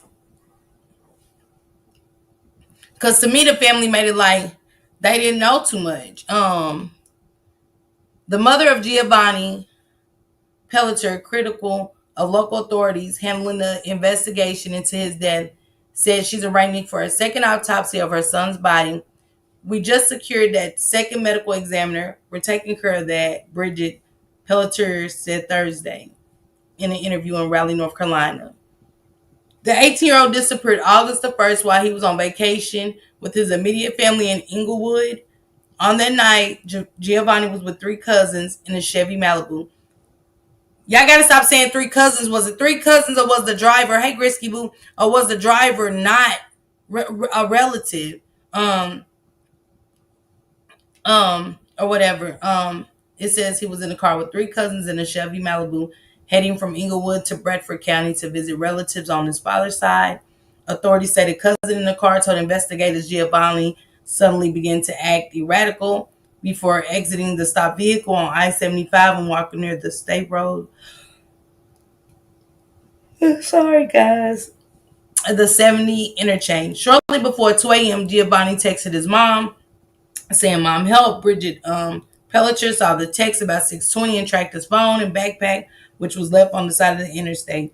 Family and law enforcement began a search. His body was finally found August 8th in a family friend looking near the retention pond near I-75 State Road 70 interchange in Manatee on August 8th. An autopsy by the Manatee County Medical Examiner's Office could not immediately determine the cause of death. No obvious sign of foul play were seen, said the sheriff's office. And when we say no foul play, they're just saying like no blunt force trauma, but y'all still got to do a toxicology report. Y'all cannot just go, okay, no foul play. He wasn't hit. It wasn't no wounds, nothing. That doesn't, and if y'all say he was that decayed, there's no way y'all could even determine a lot of stuff. There's just no way, to me. Pelletier says the Manatee Sheriff's Office did not put enough effort into finding her son. If they found him on a day or two or three, we would not be having these second opinions because his body was so decomposed when we found him on that day. if it would have been handled properly early on, we would have have answers already. I didn't feel like I had the support of the people that I reached out to, she said. I don't feel like Manatee County or Sarasota helped me. I had to chase the car almost all the way to Tampa to try to get information to where his phone was. That's odd. Hey, Tarsha. Chick Simple Lady said, but could he swim? I mean, hell, they was always on the water. It doesn't mean you could swim, but they was always on the lake. However, Pelletier did say the Charlotte County Sheriff's Office, who first began investigating the cases in Inglewood, has gone above and beyond. They've been consistently in touch with me. They constantly ask, what can they do to help? Even though they're not the ones that directly responsible for this case. While the Manatee County Sheriff's Office said there is still an active investigation, Pelletier says they're having to hire their own investigators and private medical examiners. We're having now to come together to pull funds to be able to continue to fight. She said, we can't let Giovanni's story end this way. Inconsistent stories. Pelletier and her fiance, Jeremy Brown, say they're mystified at the actions of Giovanni's cousins. Why would they leave Giovanni on the side of the road and not call anyone? But in fact, the sheriff said they did call the grandfather. There are too many questions that are unanswered that don't point in their favor, Brown said. I mean, there's certain things like they are hard to understand. What does that mean, sir? I mean, I'm just asking, Mr. Brown. He said there are certain things like that that are hard to okay, I get it. They didn't know what happened. We're not even getting a hey, we do know this, but we didn't do this. Which I think the cousin should have talked to Bridget, but he's saying they talked to Bridget. So I don't know how we're going from him saying they talked to Bridget, that the cousin talked to Bridget, and then, they're saying that nobody has contacted them saying, he said, we're not even getting a hey, we do know this, but we didn't do this. But if they called Bridget and said, hey, Rashida, happy Tuesday. But if they're calling her saying, per the sheriff, that they called Bridget and said, hey, we left them on the side of the road, I'm confused.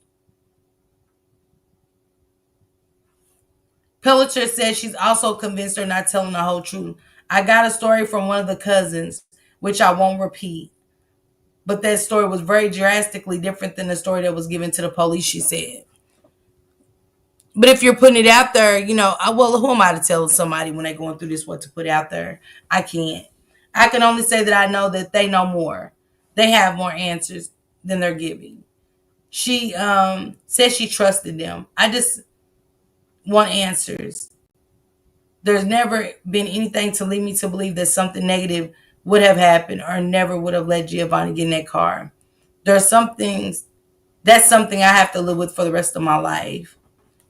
Pelletier and Brown say they have to remain in Florida for their time being. We do have to wait for a second round for the autopsy and more answers from other companies and places that we're working with. When asked Pelletier, she said she would tell anyone thinking about vacationing in Florida to have second thoughts. I would tell people not to come to Florida, she said. But Bridget, why would you tell people not to come to Florida? Only because of what the cousins did. I'm in North Carolina. I'm not going to unalive anybody. But am I going to say, don't come to North Carolina because shit everywhere is bad? I don't know that they would have the support that a family would need at that time. So basically she's saying they ain't shit in Florida. Yeah, it is kill switch, but she's saying basically you won't have the support. But hell, who's wishing any death on anybody or anything bad if they travel? Shit, I'm wishing safe travels for everybody. I don't get that. She said, I just felt very alone. I felt very alone those 7 days searching, she said. The family is still asking anyone that may have information on what happened the night Giovanni vanished to speak up. Please come forward so that we can start to grieve and we can start to process this loss because we haven't been able to start. She got self-guilt. I'm pretty sure she does. Bond, you mentioned a possible altercation, but can you tell me again exactly what happened? She states, so I'm getting this from people who were there. He said they were in the car, and I guess they had given my son some weed, and my son doesn't normally do any drugs. I guess they had given him some weed, and then he started to freak out and said he wanted to get out of the car. And they were like, hey, just calm down, thinking maybe it was the drugs he was taking. They kept saying, calm down and everything will be okay. And then I guess he got out of the car Right. to go to the bathroom, and that's when I received the text saying, Mom, help, in that time frame, she said.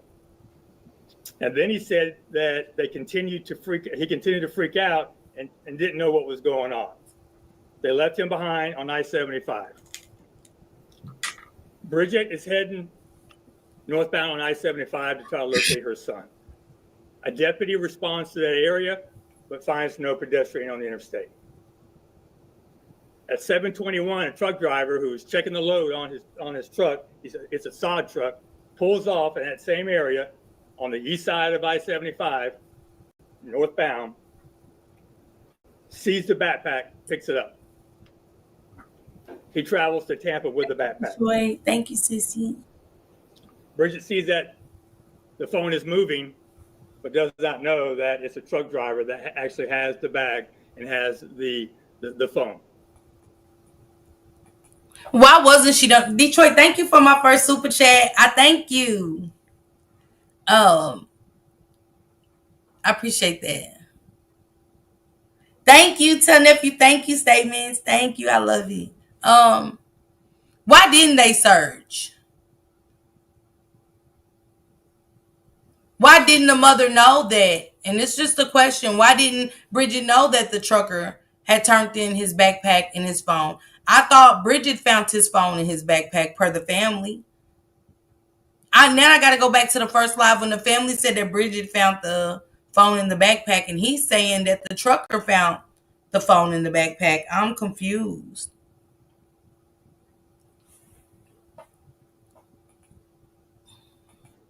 She eventually calls Tampa PD, and an officer responds to the area where the truck driver was doing some work, recovers the cell phone and the bag. This is about 9:21 when TPD recovers the phone and the bag. At 9:28, Charlotte County Sheriff's Office opened a missing person case.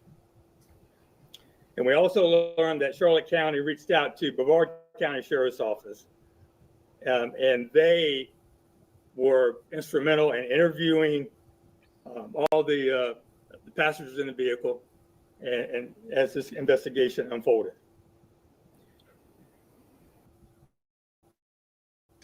This is what Jared looked like before he went through our superhuman program.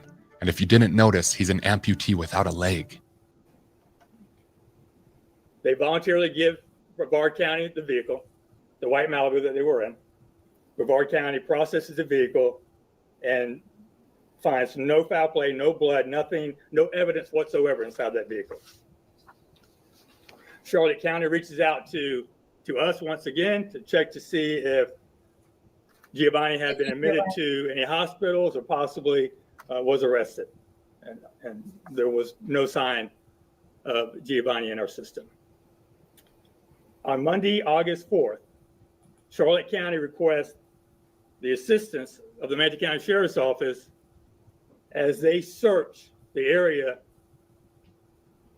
that the trail says they dropped off Giovanni on I-75.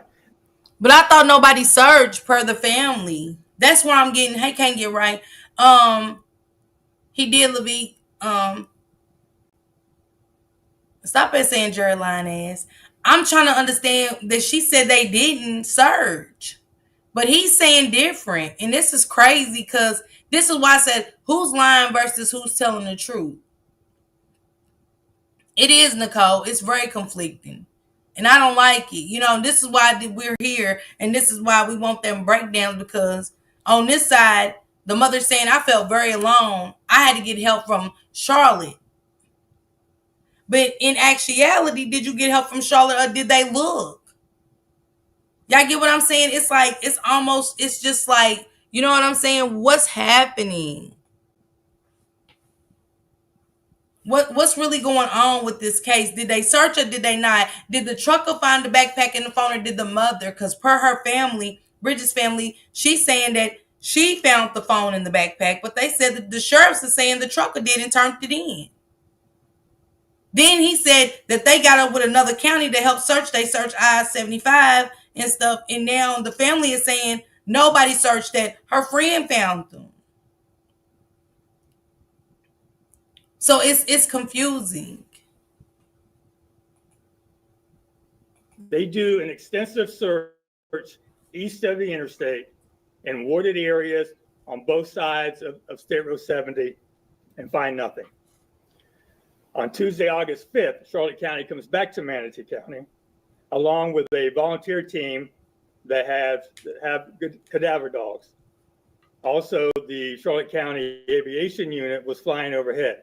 We had 3 of our detectives assisting them with searching the areas that they wanted to search that day.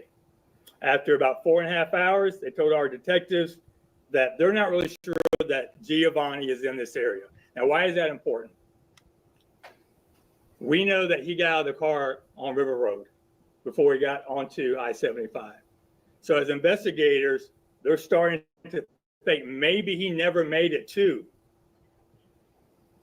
State Road 70. Now, I can't speak for the Charlotte County detectives. I can't speak for Sheriff Promell, but they know the backpack was there, but there's no sighting of Giovanni in that area at this time. So Charlotte County is still searching, and they're searching hard in the area of River Road and I-75. Who gave him a tip? The mama? But we know that that's not where he was at. On Friday, August 8th, about 3:15 p.m., Manatee County Sheriff's Office receives a call about a body located in a pond right off of I-75 at the exit ramp to State Road 70. We learned that a friend of the family had been searching the area and had located the body. I sent my entire homicide team out there along with their sergeant, lieutenant, captain, and major to process this scene. The medical examiner investigator also responds to help with the processing of the body. You don't need to stress out about car insurance. You just go to Insurify. They can help you save money and headaches. No spam, no call. We do a deep x-ray, a scan of the body. The ME does that night. There's no signs of any trauma to the body. There's no indication that he was shot. There's no indication that he was stabbed. There's nothing at that time that helps us determine cause of death. On Saturday, August 9th, detectives and crime scene techs go back out to the scene. They conduct another thorough investigation of the area, search of the area. Our drone unit also flew over the pond and the surrounding area, but didn't find anything of any value. On Sunday, the District 12 medical examiner performed an autopsy of the body. Preliminary indication was no signs of trauma or foul play, but the cause of death is still undetermined.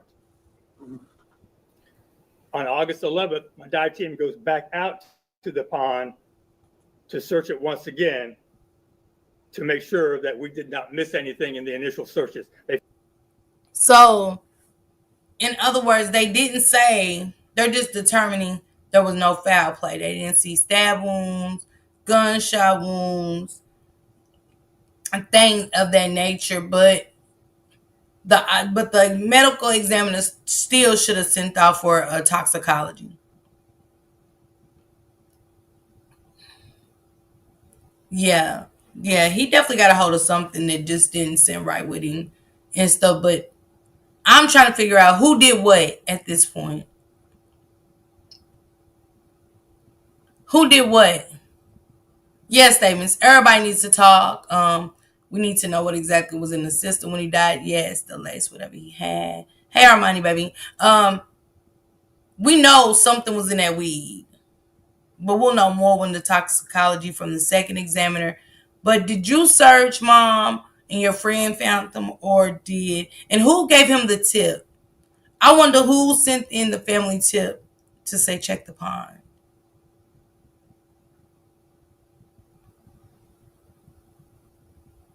Could have took us, so we don't know. I don't know. This is weird. Find nothing.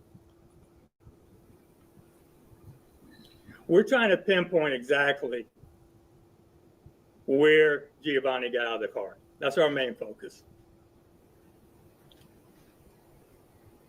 My detectives reach out to Brevard County, who help us reach out to Giovanni's cousin, Jalen, Latrell, and Zach, and we request that they interview again with us. They do so freely. We respond to Brevard County and we interview the three. They give us the exact same story that they gave Brevard County. They also agreed to come back to Manatee County to help us pinpoint exactly where they pulled off the side of the road and where Giovanni got out of the car. So that brings us to today. We started reviewing all of the FDOT cameras in the area. This is complicated at times because these cameras, they will move at certain parts of the day. They're not always focused on one particular area. So we started to do our best to locate any movement whatsoever that would give us an indication that Giovanni was alive at that time. And we found Giovanni at about 2:18 a.m. on the night in question on I-75. And we want to show that video now.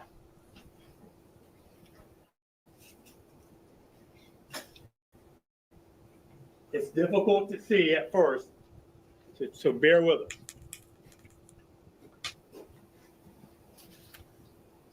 Sir. Yep. Yes, he okay. Shit.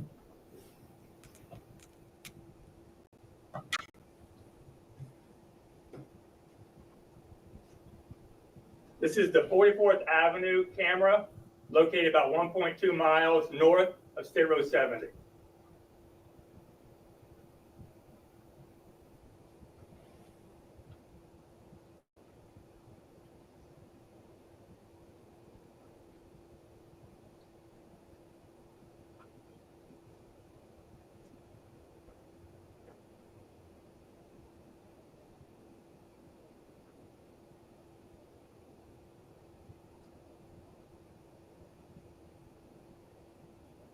Right here, it's hard to tell, but you can see some movement over here on these are the southbound lanes. It's coming across right here. You see a truck having to get out of the way. Ooh. They'll clear up a little bit here in a second. He has on a white shirt. You can see him coming across. Here's the truck trying to avoid him. Oh my God. Point him out right here. He's coming eastbound now. He's walking back westbound. And there's a concrete barrier right here. And down here is where the pond is. So then we continue to check cameras. And we get lucky at a Lowe's, which is located on the west side of State Road 70. We have a camera that's pointing at the embankment now that he comes down at 2:19 a.m. Play that, Ben.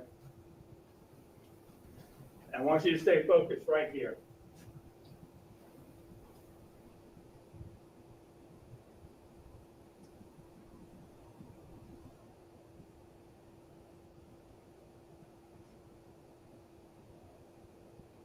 Oh, he fell.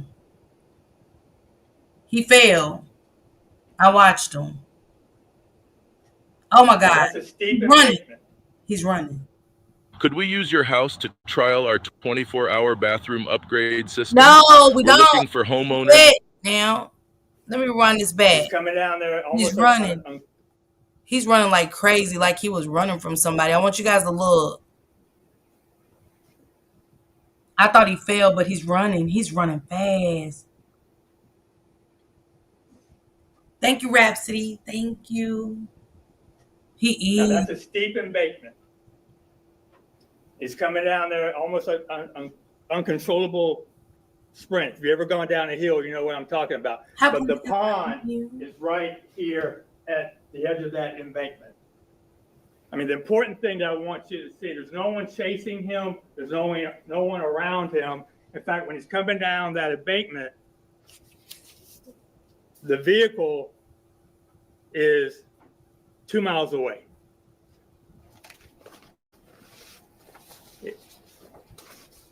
So there's no one in this area with Giovanni. There's no one that's chasing him. I want y'all to by see one more himself. time. And what we don't know is what happened when he hit that pond. I don't know. I want to show you guys, but I want to, he said nobody was chasing him, but how will we know? Because we only see in between these trees. We can't see anything else on the left or the right side. It looked like he was coming from this side. Where I'm sitting, it looked like he came from this side. But I can't say that nobody chased him because I can't see over there. The Lowe's camera, thank God we got the camera, but it's only showing the middle. It's not showing here. It's not showing on this side. So y'all got to do better than just saying, well, nobody was chasing him. Just because I don't see nobody running behind him doesn't mean he wasn't running from something. And I mean, he was getting it. Yeah, if y'all really paying attention to the speed, he was getting it. And as a mother, Kill Switch, they're saying that basically the cousin's car wasn't in the vicinity. Have they pinged the phones and stuff? Hey, Hood. They're saying that their car was 2 miles away at that point. But they still cannot tell me without me seeing first, like, why did he start running? And it was something in that weed because y'all seen him run where the trucks was trying to avoid from hitting him. He was going across in front of them trucks with no, like, you know what I'm saying? To where the trucks was stopping and moving further over. If you pay attention, let me take it back so y'all can see how the trucks was moving. And then he even ran back to the side he was running from when he got in front of the trucks. I want to take y'all back just a little bit when he started showing the movement. And them trucks are going at a high speed. Camera located about 1.2 miles north of State Road 70.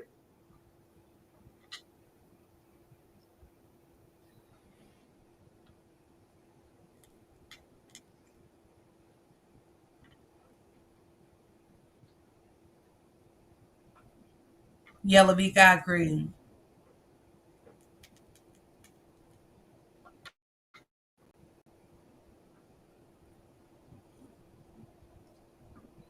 Because there he goes right there by the sign. If you see him in his white shirt. It's hard to tell. You can see some movement over here on these are the southbound lanes. He's coming across right here. You see a truck having to get out of the way.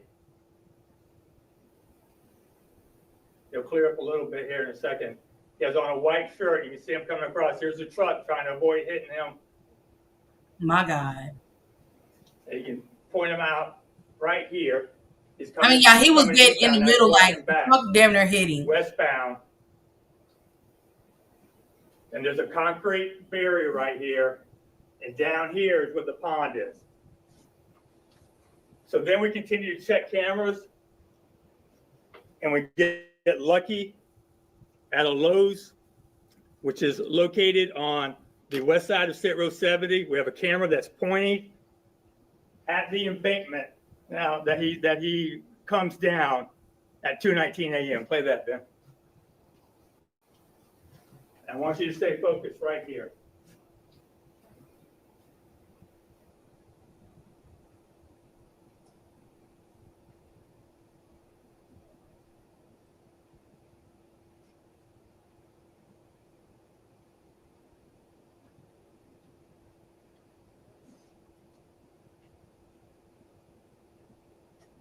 Now that's a steep embankment. It's coming down there almost like an uncontrollable sprint. If you've ever gone down a hill, you know what I'm talking about. But the pond is right here at the edge of that embankment. I mean, the important thing that I want you to see, there's no one chasing him. There's no one around him. In fact, when he's coming down that embankment, the vehicle is 2 miles away. No, Detroit. What they're saying is that the cousins was 2 miles. Hey, the Empress. Hey, Lisa. I see you guys come in. Happy Tuesday. What they're saying is that the cousins wasn't in the vicinity. They were 2 miles away from him at the time he was running. Yeah, he was running like he was being chased. That's all I'm saying, simply me. And y'all can't say nobody chased him because the cameras only are going in between the trees. They're not going where we can see. You know what I'm saying? The trees are blocking off where we can't see if somebody. He was going too fast.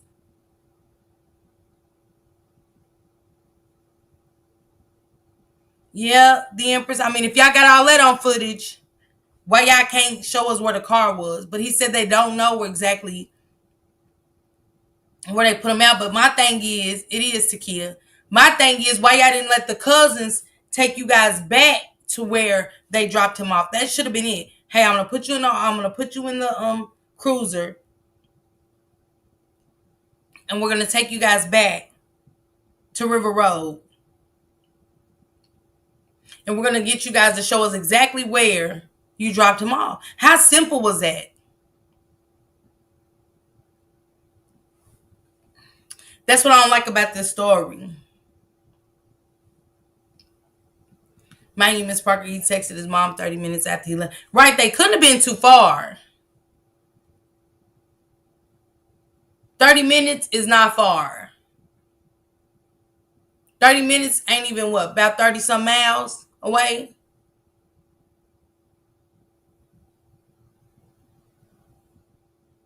Me too, Takia. At this point,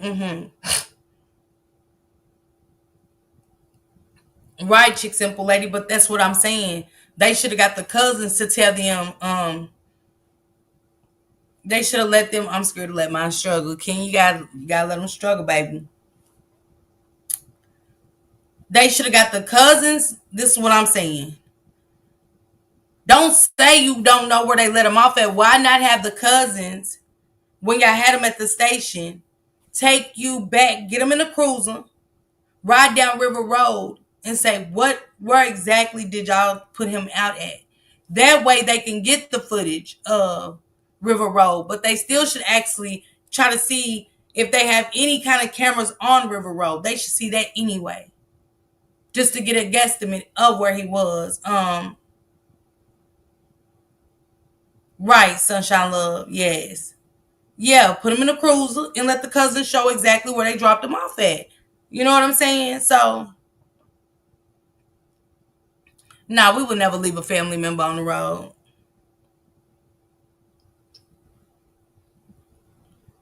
She said, yeah, and at what point between the 2 miles was the backpack found? Exactly, Chick Simple. That's a good one. That's a real good one.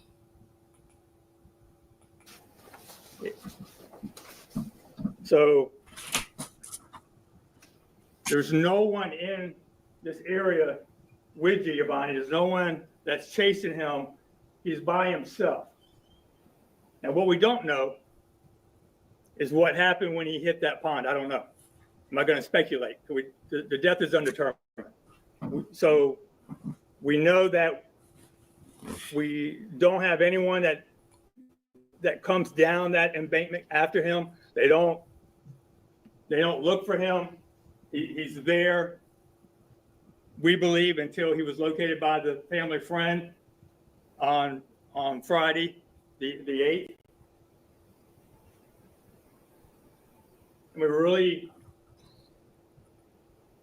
don't know.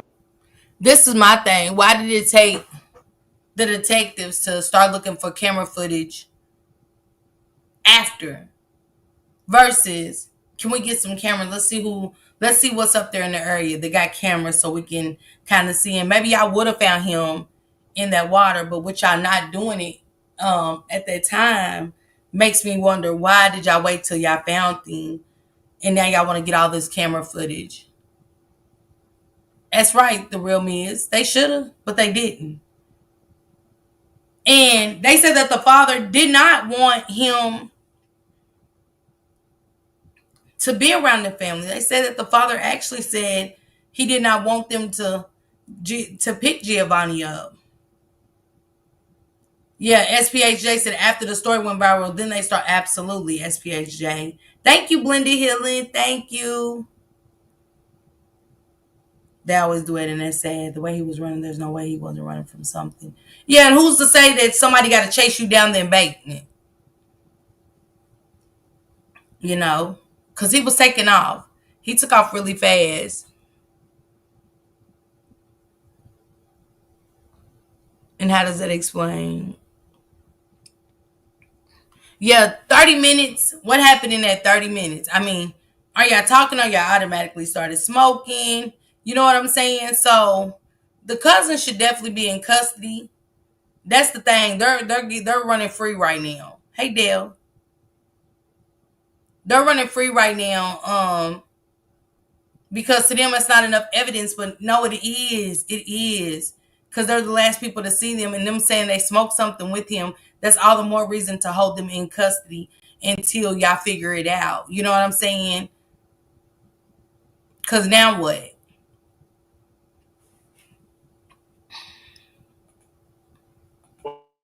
What happened once he got into the pond? And once again, I think anything that I say would be pure speculation. We're still waiting for the ME to determine the cause of death, and we're also still waiting for the toxicology. So we don't have all the answers. We know this is the last sighting of him that night.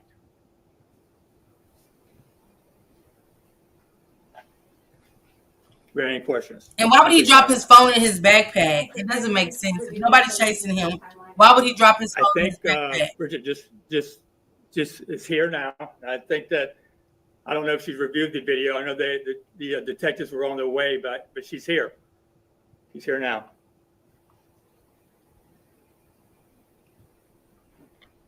Sheriff Wells, could you remind me again, were all three individuals in the car, are they all cousins of Giovanni? No, I know Latrell is a cousin, and I think that Zach is definitely not, and I think that Jalen's just a good friend. Okay, so Zach and Jalen are good friends. Yeah. Was the driver of the car, was he under the influence? No, not that we know of. Okay. We have no indication of that. Okay. Do you have a car, and do you have a clean driving record? Did you know you could pay? I think something. Let me rewind it to see if they said it's only one cousin. I think it's conversation for the father now, and I say this because I'm thinking somewhere down the line the cousins just didn't match with the father. It was something already brewing with these guys.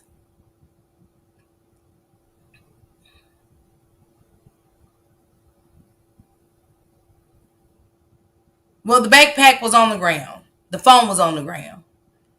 And why wouldn't he pick his phone and backpack up, whether they threw it out or not, Chick Simple Lady? Why wouldn't he pick his backpack and his phone back up? I'm by reminded they said it's a cousin and his friend. See what I'm saying? And to the father's side of the family, y'all can't say we did nothing wrong. You did nothing wrong. But we got questions for Levite, whatever his name is, whatever. Because yes, and y'all should want to know. Why are y'all so aggressive? Because they said that's what they said, but that boy ain't acting like that for no reason. And if y'all was such a good family and stuff, why would they put him out and leave him? Because if that's the kind of family y'all are, then yeah, she should have kept him away. Let me take it back, y'all. Has the family reviewed this footage and the timeline and everything? I think Bridget just is here now. I think that, I don't know if she's reviewed the video. I know the detectives were on their way, but she's here. She's here now.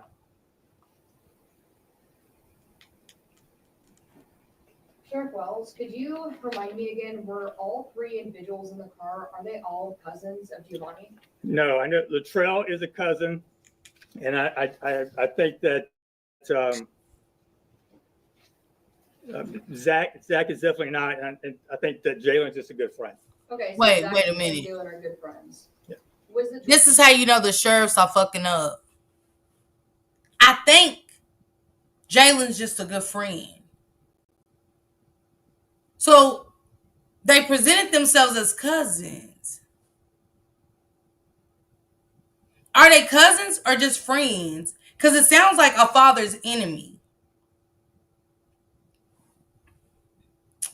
It sounds like the cousin, Latrell, and I'm just gonna be honest. This is allegedly, but it's my observation. This is my thoughts. It was a setup by Latrell. Yeah, very much so. I think Latrell linked up with one of the father's opposites while the father said, definitely not him. You cannot be a sheriff and think anything. You're supposed to know. Now I understand Bridget's concerns with these people. Yeah, I think Jalen's just a friend. Is Miss Parker Ken? It was Miss Parker, Nicole Neal, and Valerie in the car. Well, Nicole's the cousin. We know Valerie isn't, but Miss Parker, we think she was just Nicole's friend. We think. How do y'all not know? Oh. Bridget said you didn't investigate, and it's showing. You just didn't do your job, sir. And she got other people involved in it. Woke it up. Bridget's waking shit up for her son. I don't know Chick Simple Lady. I don't know nothing about the father, why he's locked up. I ain't got that far. But I see the play. And it's very looking much like the cousin was setting him up. Because the father, why did the father say that he did not want his son going with that cousin?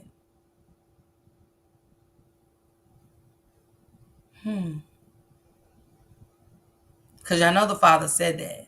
He didn't want him going with him.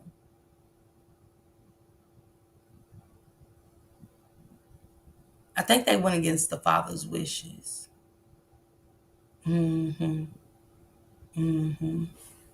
This is crazy work.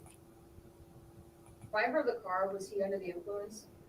No, not that we know of. Okay. We have no indication of that. Okay.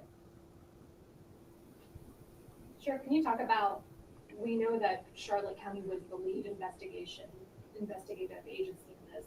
How hard is that when Manatee County was just a stop and we don't know at that point so early on that he's actually here? Yeah, I mean, our detectives were working with them, and Charlotte County was keeping us up to date. And, you know, we searched with them on that, on the 4th and the 5th. A lot of time was spent on the east side. And even though the helicopter was flying the entire area, they were really focused on that east side. And it's heavily wooded, it's wet, and they believe all sides? that's where he would have gone. And we have no reason to dispute that. And I think that, you know, they did exactly what we would do. They're searching. They know that River Road is also because when they're searching in Manatee, they're also searching River Road. So they're parallel. Everybody's searching both sides, not those one. are the two areas of concern. Sheriff Wells, you mentioned that there were possibly drugs involved. Were those drugs ever found and tested for anything else? When the vehicle was processed by Bavar. But Takasa, this is my thing. We won't know yet if the father told them no. If Bridget had contact with the father versus the father telling the family, like, nah, I don't want him going to get my son. I don't want Giovanni with him. You get what I'm saying, Takasa? That's all I'm saying. We don't know all the facts yet. So you can't say, well, why did the father not tell? I don't know if Bridget and the father didn't speak. I don't know who the father talked to. And that's why I said, could have been his side of the family and the cousin went against what he said. That's all I'm saying. We don't know that. I don't know, Tribal Levi. That's what I'm saying. I don't know if he told his side of the family, because it sounded like it's all coming from his side of the family, the father's side. And that's why I said the cousin already sounded like this was set up. Could Jalen not be the friend but be an op of the father? You get what I'm saying? Could he be an enemy? Could the friend or somebody in that car be the enemy?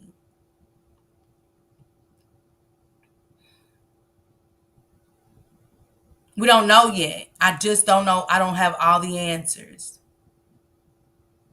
I know we got questions and stuff just like the mother. But even for the sheriff saying, we checked the east side, we didn't think, why y'all didn't check both sides? But Tribal Levi, I don't know if he asked the mother's side. I don't know if the father talked to the mother's side. He could have talked to his side, and just because he talked to his side doesn't mean that somebody made the executive decision saying, shit, we're going to go get him anyway, is what I'm saying. The daddy in jail, what could he do?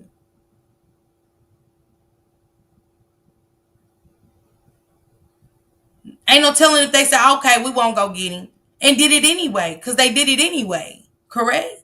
They went and picked him up. So we know they didn't listen to the cousin, to the father.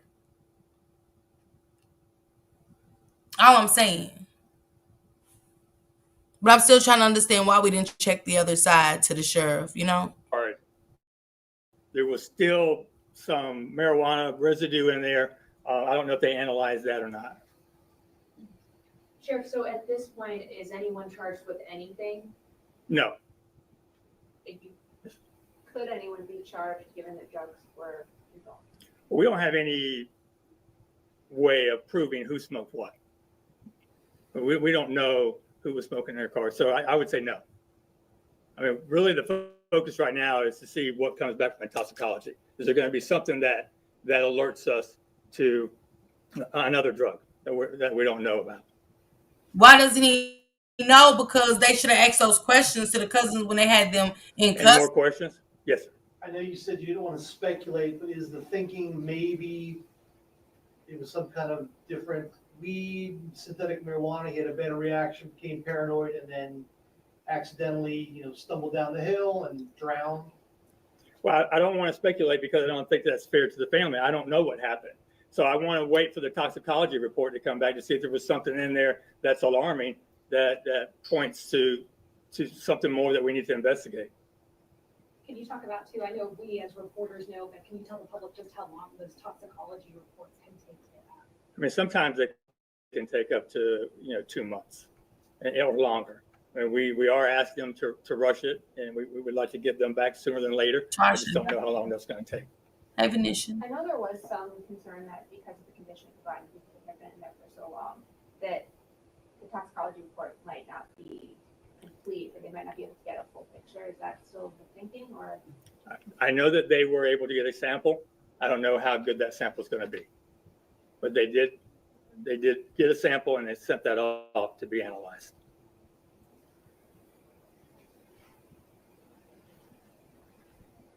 Anything else? One more. Yep. Is it possible he got clipped by the vehicle and maybe it doesn't show that, but he was hurt and then went down the hill? We can only go by the medical examiner's report that it doesn't indicate that there were any injuries to the body.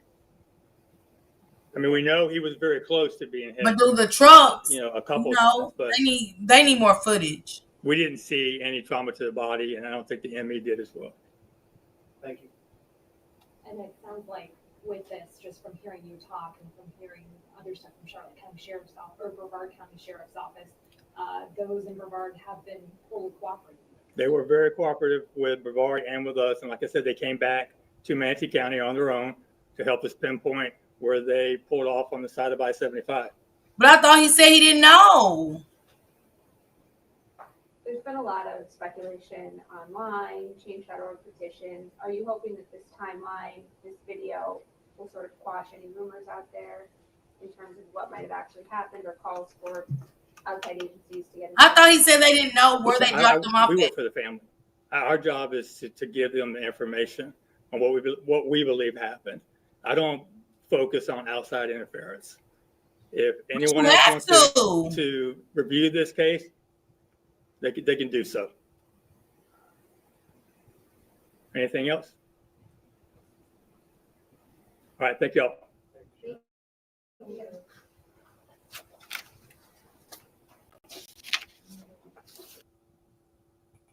Hold on.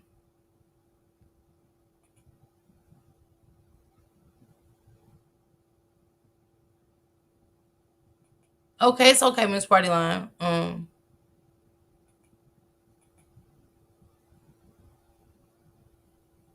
Yeah, I said that, the Empress. I'm just trying to figure out. I thought he said early on that he didn't know where they dropped them off at. Right? Didn't he say that? Because I was like, well, he should have got all of them back in a cruiser and said, can you show me where you dropped him off at? So now he's saying, well, they showed us where he told us where they dropped them off.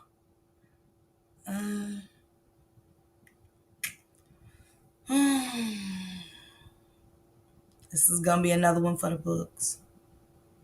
This is gonna be another one for the books. Yes, more than weed for sure. His story's so conflicting. I'm gonna dig in more and we'll come back to it, but the first time I did it, I really didn't look into everything. So I'm glad this update came out because now I'm looking at the sheriff's office like, what the hell y'all got going on down there? This is crazy. This is crazy.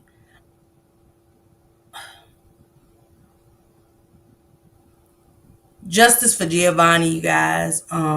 Prayers to the family, to his mother's family. Prayers to Bridget. We do not need to look more into the stepfather. A lot of stuff doesn't look right. Why the father, you know what I'm saying? Was y'all there for visiting family or was she there to take a test? What was really happening? Stay tuned tomorrow. I'm going to look into some more videos tonight, get my team on it to look into some stuff too. To my moderators, and we can start looking on TikTok, see if we can find a video from her side of the family, because I thought her side of the family said they didn't search. They said they did search. I thought they said the mother found the backpack and the phone. Now he's saying the truck driver found the backpack and the phone. Who's lying versus who's telling the truth in the Giovanni Pelletier story? A young life is gone. We watched him run like like he ran for his life. Seemed like he was running for his life, you know? Yeah. He was trying to get away from something or somebody. From my view.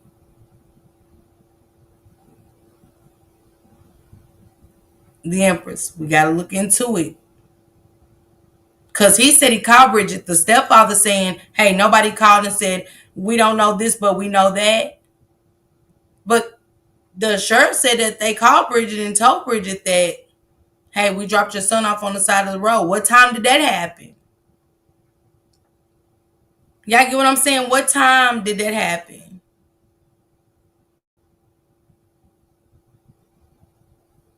Okay. All right, Rachel. Right, Deborah. That's what I thought.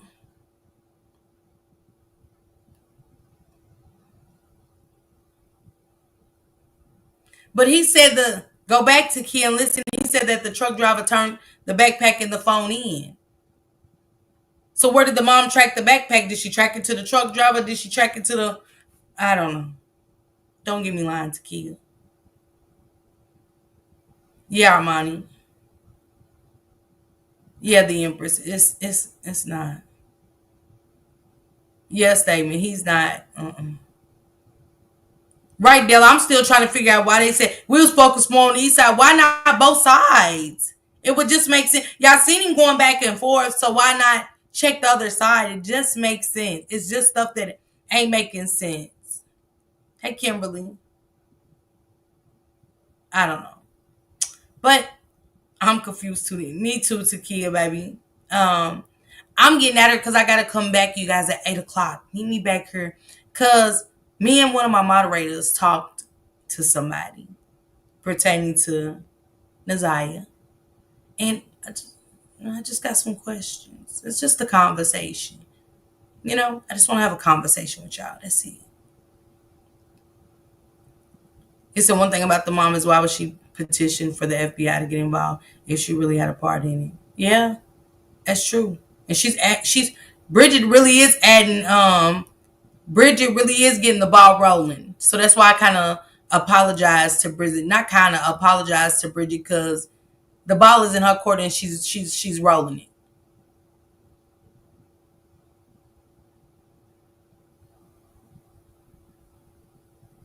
Absolutely, Island Diva. But they don't got the cousins. They just letting the cousin say, hey, he had an episode, we dropped him off. Hey, Crow Cotton. Thank you, Betty. Backtracking. Yeah.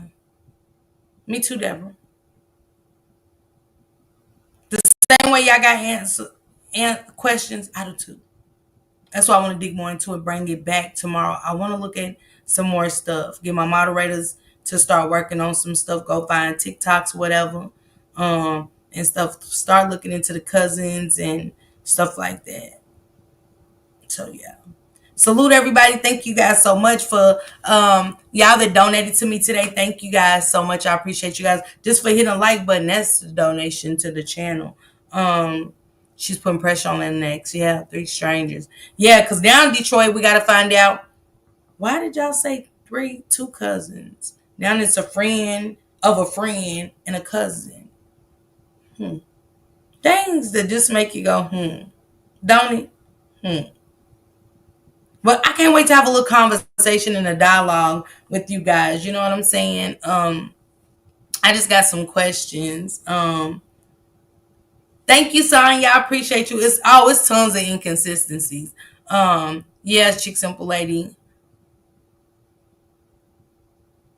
Yeah, Deborah, but I can't see him not picking it up. If he jumped out the car too, they put him out. Or how far did they put his backpack and his phone versus where they put him out at? You know what I'm saying? Because it makes sense, Deborah, what you said. They threw his backpack and his phone out. When they threw him out, did they throw him out without it? So it makes sense of why he couldn't call anybody.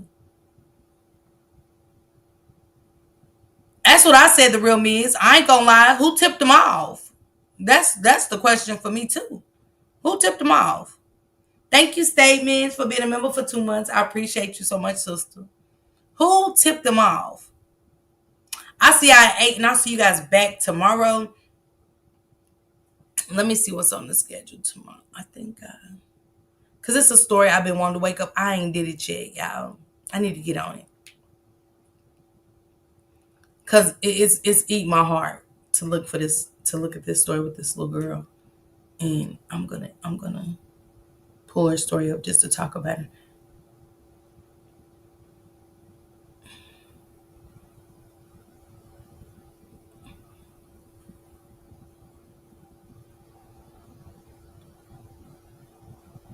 Okay, tomorrow is history at 6. Hey, bruh, what it do? Y'all drop our boys link. See you at 8 as a vibe. Tomorrow is my history day, but I'm gonna bring Giovanni back if we find anything else about it. At 2 o'clock, I know I usually do my world news and politics clips around that time, but I want to look into some stuff and go through that. But I really want y'all to pull up for the history tomorrow. It's interesting. Things that happen I didn't know. And some other clips that lead up to the racism and stuff like that. So, yeah. I gotta go, you guys, so I can come back. Y'all know I be saying if I don't leave soon, I ain't coming back. You know what I'm saying? But I'm coming back tonight. We're gonna talk. We're just gonna talk to the audience. See, we got questions. I got some questions. Thanks, you guys. Yes, Miss Carla. I'll see you later, darling. Ladies, thank you for the jersey. Names, love them. Miss Parker, the YouTube star, lighting up the screen, you know who you are, bringing news you can use and a laugh or two. She's got the facts, the fun, and the realest view, with a voice so smooth and a smile so bright. She's shining like a beacon in the darkest night. Deep dives on the stories that really matter. She's breaking it down, cutting through the chatter. Pop in, stay a while, you'll feel right at home. She's got a little something for everyone, with a heart so big and an attitude strong. Miss Parker's where you know you belong. She's an advocate, a friend, a voice for the unheard, asking all the questions, never missing a word or a second to none. She's blazing like the sun. Miss Parker, the only one.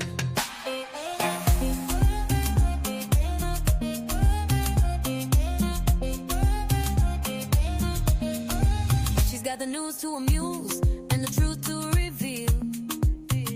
Digging for the answers, keeping it real. For those who need a champion, she's standing tall. Fighting for justice, she's giving her all. With every upload, she's making a change. Bringing people together, no matter the range. So hit that subscribe, don't miss a beat. Miss Parker's got the content that can't be beat. Questions we all have, she's not afraid to ask. Uncovering the story, she's up to the task. With a laugh, a wink, and a spirit so true. Miss Parker's got the magic. I gotta pause it for a second, y'all. Real talk. With Miami, with Kiwana saying that, Tarsha sent me her granddaughter, y'all, the video.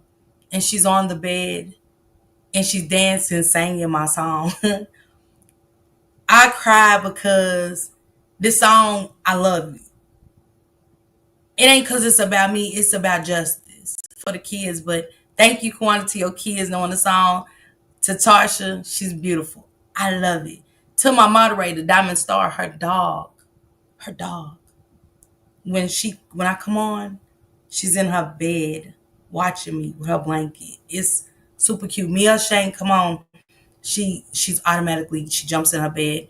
Diamond puts on her blanket, and Star watches me all night. So I just wanted to say that I'm out of here on that one.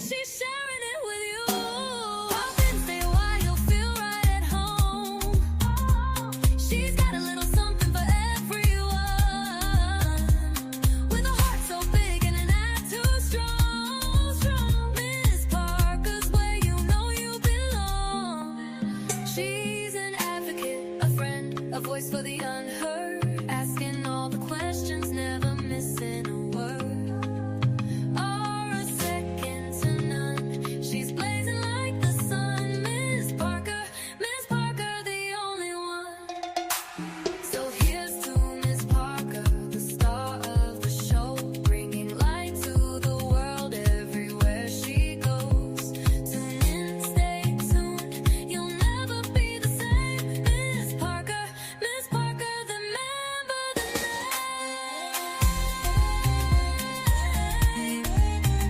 Miss Parker, remember the name.